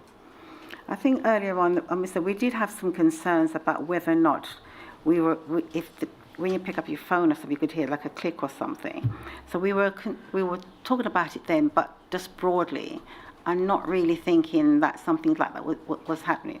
We were given like a panic box to have it in our house, and even that we questioned if that was used as a listening device. But at the same time, you just brush that aside because you don't believe that that would be happening. So even though at the back of your mind you think that something like that will be going on, but at the same time, you just brush it aside because you think, no, that couldn't be happening. But now that we know, it was happening then. Has it impacted at all on your capacity to trust people around you? Definitely so. I find it very difficult, and I think each investigation that's happened, you start off thinking, okay, this time something's going to come out of it, and then somewhere down the line, nothing happens. So my level of trust, especially with the police, is so far down the scale. And there's only one person within the police force, which is now retired, which is Clive Driscoll. He's the only one who was truthful to us. Every time during his investigation, something had come up, he would say to us, or say to me, this is what he's found out, because he trusted me not to be running to the press. Right, so everything he told me, but then there's within those he was working with, there was people leaking stuff to the press, because we were told something like today, and by the evening it was reported. So the leaks and stuff that was happening, it's very hard to say what it was like for us. You know, you'll have a confidential meeting and you think, okay, fine, I understand. And then later on you're reading it in the paper or you're hearing it on the news. So my trust is so far down, so far down. Thank you. Those were all the questions I have for you. I think there is some re-examination, but I don't think there are any Rule 10s. Do I need to write to see if there are or not? I would anticipate not. Yes, something has come through on email.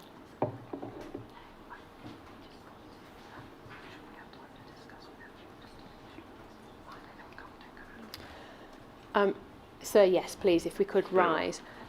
May the witness be allowed to stay in the room, though, because I understand that it is difficult. I know that if you do have to leave the room, it takes a certain amount of time Yes. and effort for you. I'm happy to stay if that's okay with Thank you. you. I'm more than happy that you should do that. All right.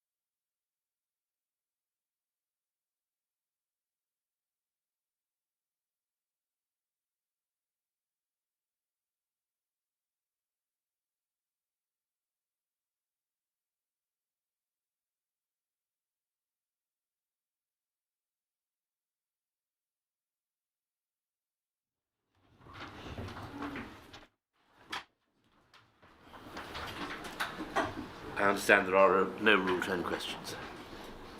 I have some, so if... Of course. Okay. No, I was just seeking to establish that there weren't any. No Rule 10s. Thank you.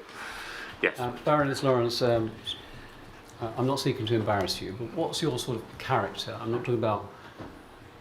You went to a lot of meetings with police officers. What would you say your attitude to those police officers were? How did they view your attitude at those meetings?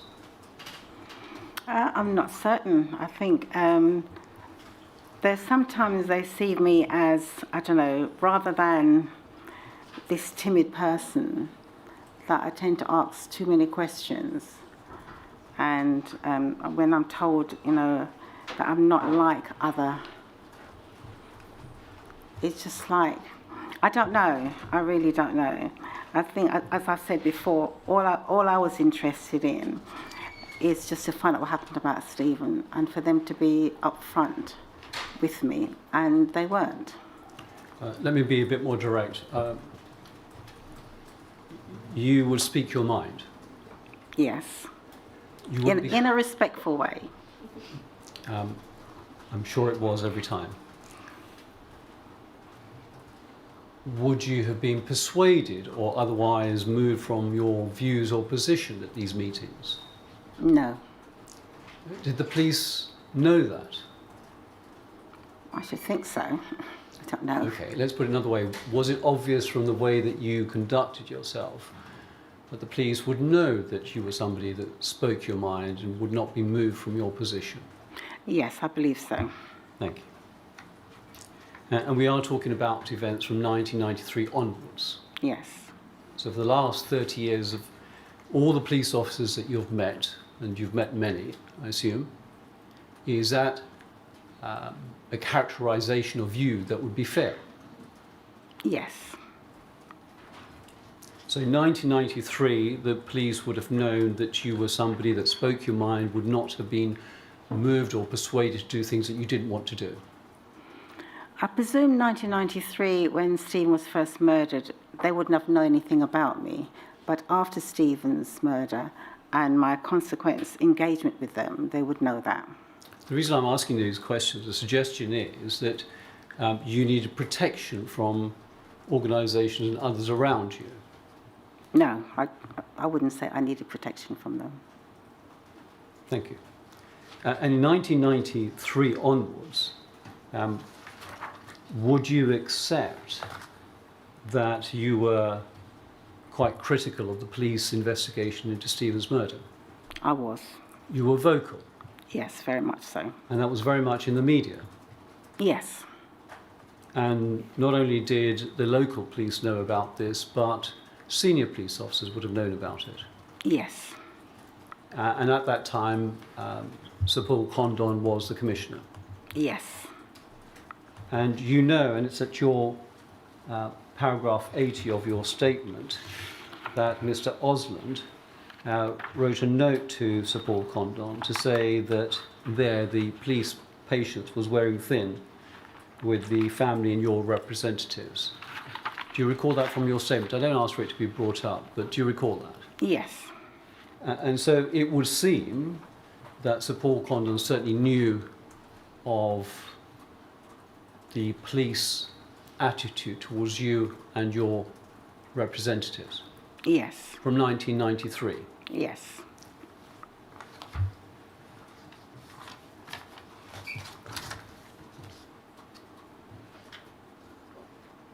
And you say this, and can I ask for the statement to be brought up at paragraph 213?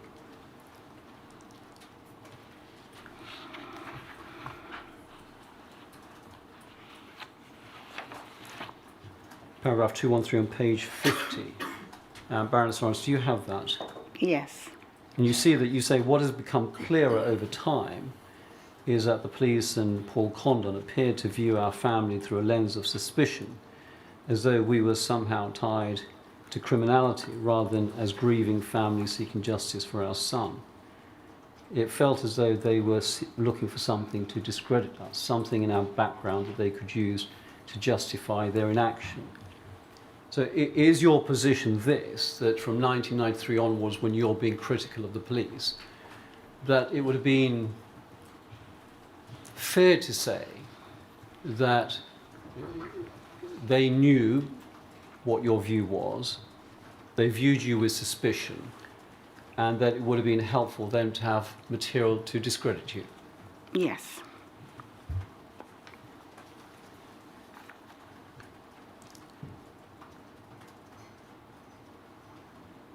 And you say this at paragraph 211, please, on the same page. You mentioned in your evidence earlier that to see the extent of the resources, time and effort that were directed towards monitoring our family in the campaign, rather than towards finding and prosecuting those responsible for Stephen's murder, it's deeply painful, and their priorities were completely misplaced. And this goes back to what you said in relation to the murders that had taken place in South East London at the time, Yes. beginning of your evidence. There were how many racist murders in the area up before Stephen's? I think there was 2 that I know of and others after. So that was Roland Adams and Rohit Dougal that I found out after Stephen's murder. And with Rohit Dougal, his murder was near where Stephen was killed. And when you talk about priorities, of course, there's a priorities in relation to undercover officers and intrusive surveillance on you and your family and representatives in the campaign. But do you have anything to say about the resources put to looking at what was happening in South East London with those other murders?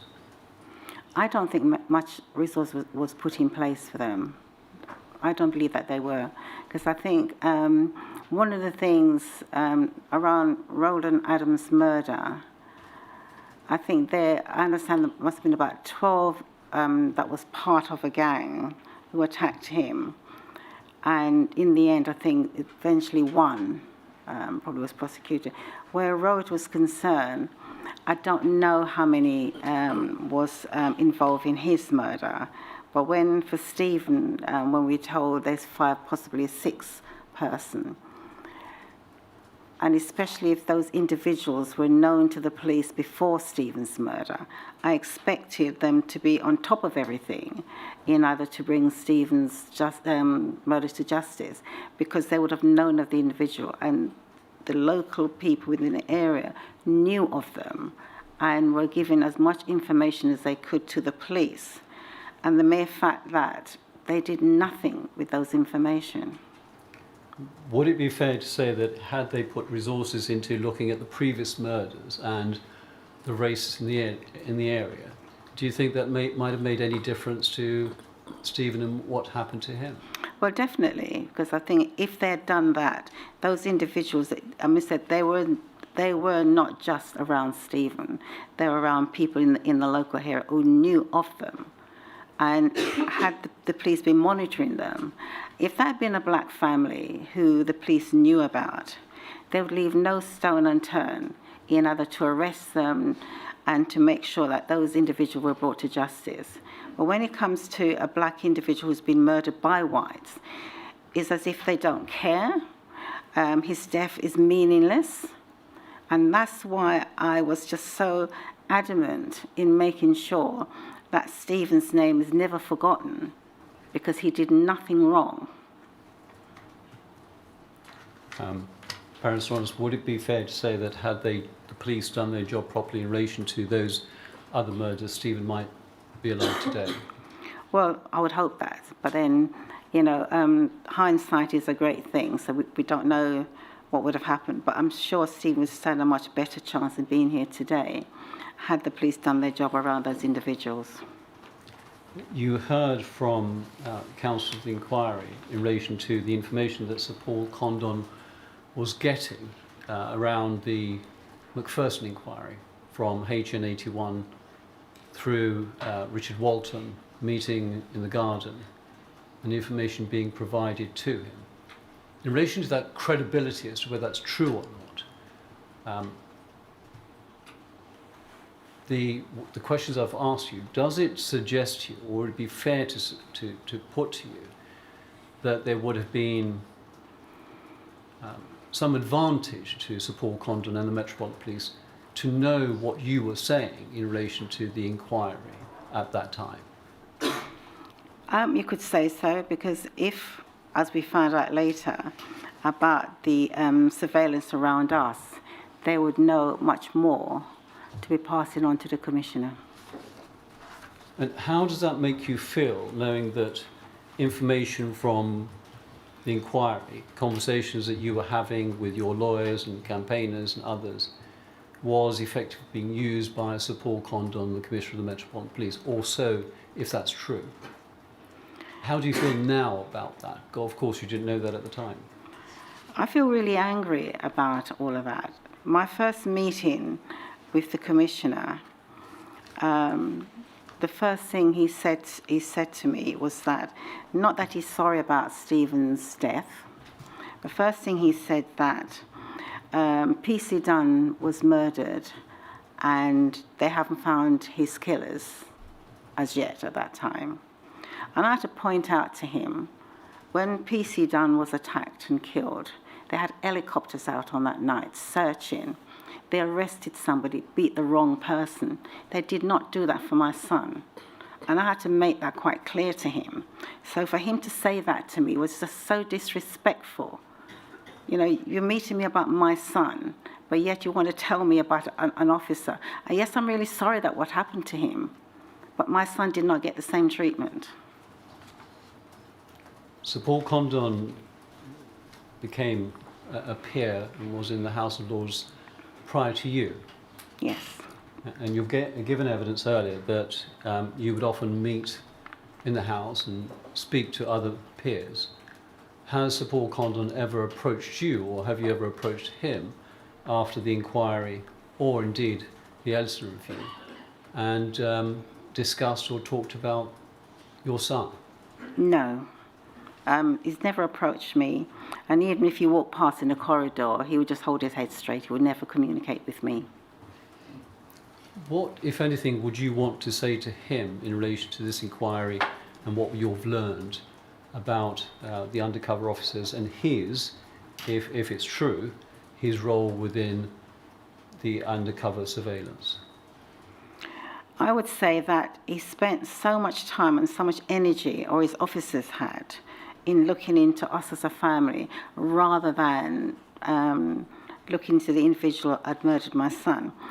As I said before, they had no intention, and like many of the murders happened within black families, they have not received justice. And because I've been so vocal and been so critical of how they treated me and my family, and it's taken years for us to get to this point where we've had 2 convictions.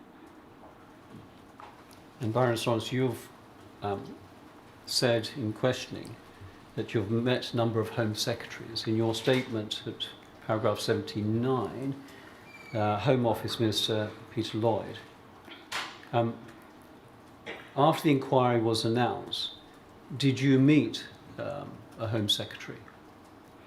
At the time, it would be Jack Straw. At the time of the inquiry, but after the inquiry, Theresa May announced the inquiry, did you have communication with a previous Home Secretary? I didn't have. I had no communication with the Home Secretary who was at the time when Stephen was murdered. No, I've never had a conversation, which was with Michael Howard. Never had conversation with him. But since then, I have been in communication with Theresa May, and I'm trying to think the person after her, Amber Rudd, I think. And each of them, I've had the opportunity of speaking to them. You had a meeting with Michael Howard, did you not? I only had a meeting with him after it was announced about the inquiry into Stephen's undercover policing. Can you tell us how that meeting came to be and what, if anything, was discussed at that meeting? He's the one who invited me to a meeting, and he was quite keen to express that he knew nothing about the undercover policing that was happening around my family. And he wanted to sort of, that was his agenda, is to say he knew nothing about it. And this was within days or weeks or months of the inquiry being announced? I would say within weeks. Apparently, when he invited to speak to me, he said he was away at the time. And so when he arrived back in this country at his earliest opportunity was when he wanted to speak with me. Did you accept at face value what he was saying to you, that he knew nothing about it? No. What did you consider was the motive behind him meeting you? I presume to set the record straight where he was concerned, because he was emphasising that he knew nothing about the undercover policing that was taking place around us, and that was what he wanted to make sure that he told me, and for me to understand that. But I don't believe anything that he was saying, because I think as a Home Secretary, between the Commission and himself, they report to each other, they have conversation, so he would have known about what was happening. I don't believe that he didn't know. And is this conclusion come to as a result of your experiences meeting various Home Secretaries over the years? Yes, because as I said, like Michael Howard, well, Lord Howard, is in the House of Lords, and we pass each other in the corridor, and he's never spoken to me. And so that was the very first time when he invited me to a meeting, and since then he hasn't spoken to me again. The Home Office representatives are here, Baroness Lawrence. What, if anything, do you want to say to them and indeed Lord Howard about their involvement or explanation in relation to the events that we're looking into in this inquiry? I would say that the Home Secretary, whoever they are, they have a duty of care. You know, they're there to, especially around the police, they're to protect society, and I am part of that society, and none of that took place for us. Do you want them to come and give evidence and explanations to this inquiry? I think they should. Thank you. Another topic, please. Institutional racism. Can I ask for your statement to be brought up at page 37, paragraph 176 onwards? Baroness Lawrence, you have, since Stephen's murder, spoken at many meetings, been at many committee meetings, spoken to young people about racism. Forgive me for stating the obvious. You have an understanding of institutional racism? Yes. And you say this in paragraph 177, the report, Macpherson report was published in February 1999. Macpherson's findings of institutional racism within the Met was monumental, and it goes on. And I wonder whether I could ask you, and perhaps to do it this way. You gave a number of answers in relation to questions put about the way that the police viewed you. The reference to monkeys, I won't go into that. The references to being led by monkeys, nose through the nose, through the nose. That's obviously racist, is that right? Yes. And in terms of institutional racism, that was a view that was taken by police officers, was it not? Yes. What do you think the consequences were of that view of you and your family? What consequences was there? What did it lead to, in your view, about them having that opinion of you?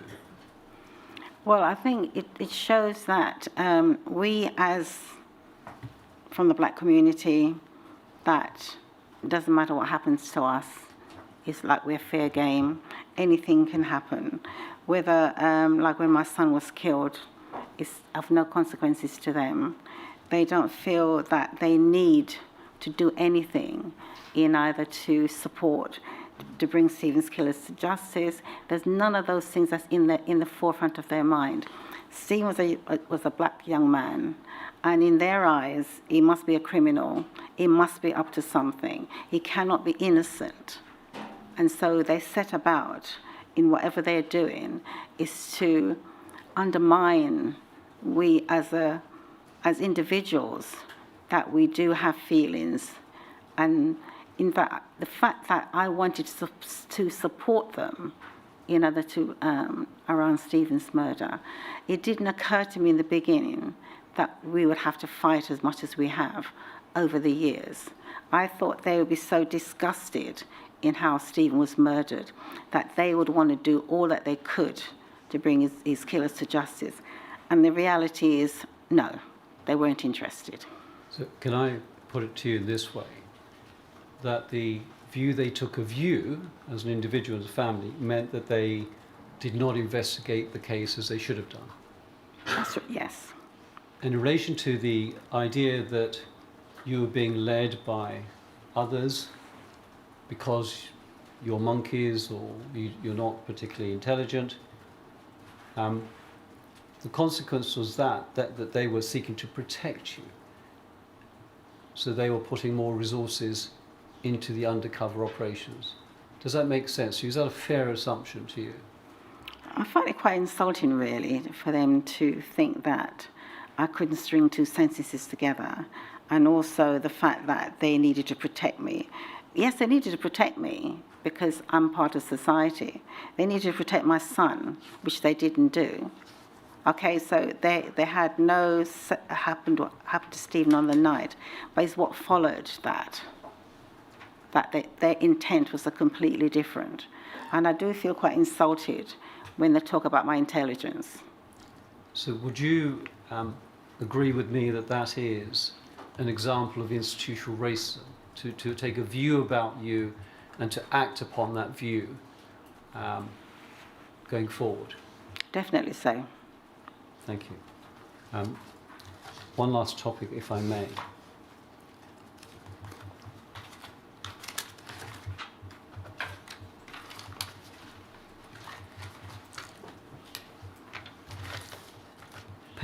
Paragraph 239 of your witness statement, Baroness Lawrence, page 58 of 62. And it relates to the issue of apologies. Do you see that? I received an apology by letter on the 27th of March 2014 from Sir Bernard Hogan Howe. And you say he apologised for the conduct of the Met and committed to be transparent in their involvement within the inquiry. What is already clear is the number of times I have been given empty promises by the police since April 1993. And the statement was last year, 31 years. I think it's now 32. 32.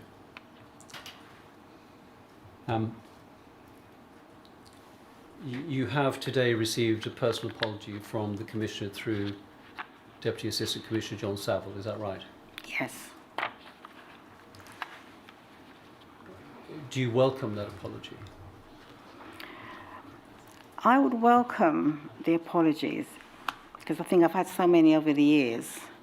You know, when is the apology going to be where I feel satisfied that they understand what has happened, and it has taken 32 years for us to get to this point. I think each time there's an apology, it's like when things become in the public domain, that they feel that they need to apologise, that thing. The first time when the Commissioner, back in 98, that apologised, I wasn't in the room at the time. Is this Assistant Commissioner Johnston? No, Mr. Commissioner Johnson, he did, and his one would be in 97 after the inquest. That's when. And I think from there he saw how angry I was because the information that came out during the inquest, and one particular officer who stood up and lied under oath, he lied. And I'm supposed to sit back and accept that. I was just so angry. And every time I speak to any police officers, I always say to them, if it wasn't for John Cant, we would never have that public inquiry. It's the mere fact he lied. And do you have any message for the Commissioner, Deputy Assistant Commissioner John Saville is here in person. Do you have any message to him in relation to this inquiry and going forward? I would like that any time or whatever happens out of this inquiry, this now, is for the truth to be heard and to be published. Because I think the fact that from 93 go up to 98, whenever it was, that they were spying on us, I don't understand the reason behind it. There's nothing in our background, our behavior, to justify what was happening. So I would like, at the end of this, is the report should be shown that what had happened to us was so wrong, and not just an apology just for the sake of apology. It must be meant that way. I said final topic. I'm always bad at this. I have one further topic. There are two police officers, HN 81 and 86, who are not going to appear at this inquiry, or that's their intention, certainly. What, if anything, do you want to say in relation to them? HN 81 on the basis of ill health, and HN 86 on the basis that he's out of the jurisdiction. What, if anything, do you want to say to those two officers? If they were, I understand when they gave their statement, they were well enough to give how many page statements. And the mere fact that they can hide behind, I'm not saying that if you're ill, you're ill, but the mere fact that if you had gone through so much during your time as undercover and spying on us, the least you can do and have that respect is to come and give your evidence in public and stop hiding behind whatever it is that you feel that you need to hide behind. Because during their time of, I don't know, spying, investigating, whatever they were doing, they were happy to do that. And now the mere fact that they're being sort of called to give as a witness, I'm not well enough. It shows that there are times that part of the authority take what happens to them as something that they must be protected.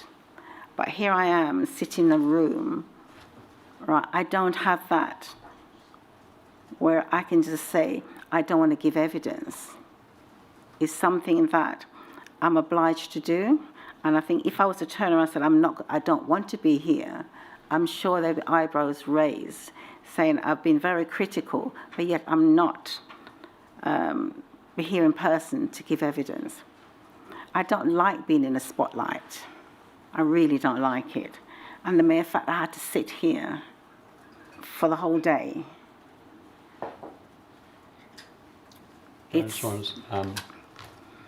Finally, in relation to Stephen and all that's happened over the years, how would you like us, the public, the chair, to remember him? Stephen was a decent young man. He, like most young people growing up, cheeky, has his thoughts about him, but at the end of the day, he was respectful. He was respectful. He would never gone out of his way to hurt anyone. There's so many things that's been said about Stephen that others have said to me, who I presume they never thought they needed to do that. From people, young people from his school, adults. Nobody had a bad word to say about him. Nobody. And the mere fact that his life was taken, and you had these people who are supposed to be there to protect him and look after, and to make sure that whatever happened to him, they did nothing.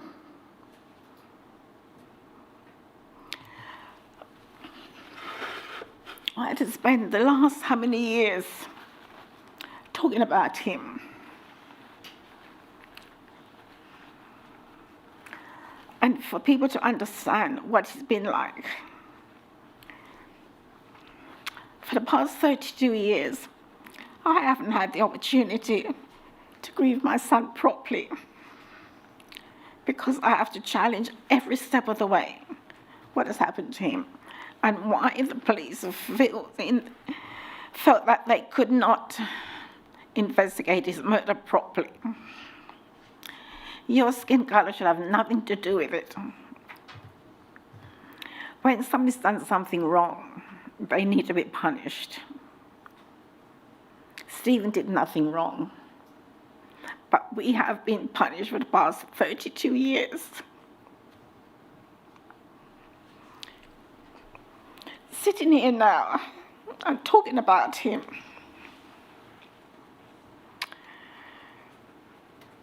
Okay, I can't bring him back, but his memory is something, and his memory is for good. Everything I've done over the years and supporting others and young people is for the good of Stephen, not because I feel that it's something that, just pretend. It's because of the person he was. And I want other young people to grow up, it doesn't matter what race they are, to believe in somebody like him.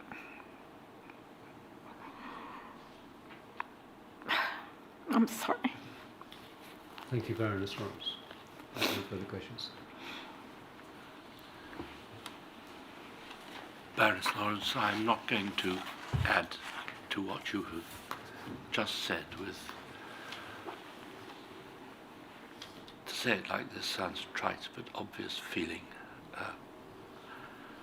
I am the father of 3 sons. I would understand if something had happened to them of a kind which has happened to yours. Thank you for putting yourself through what I know has been a difficult experience and giving evidence to me. Thank you.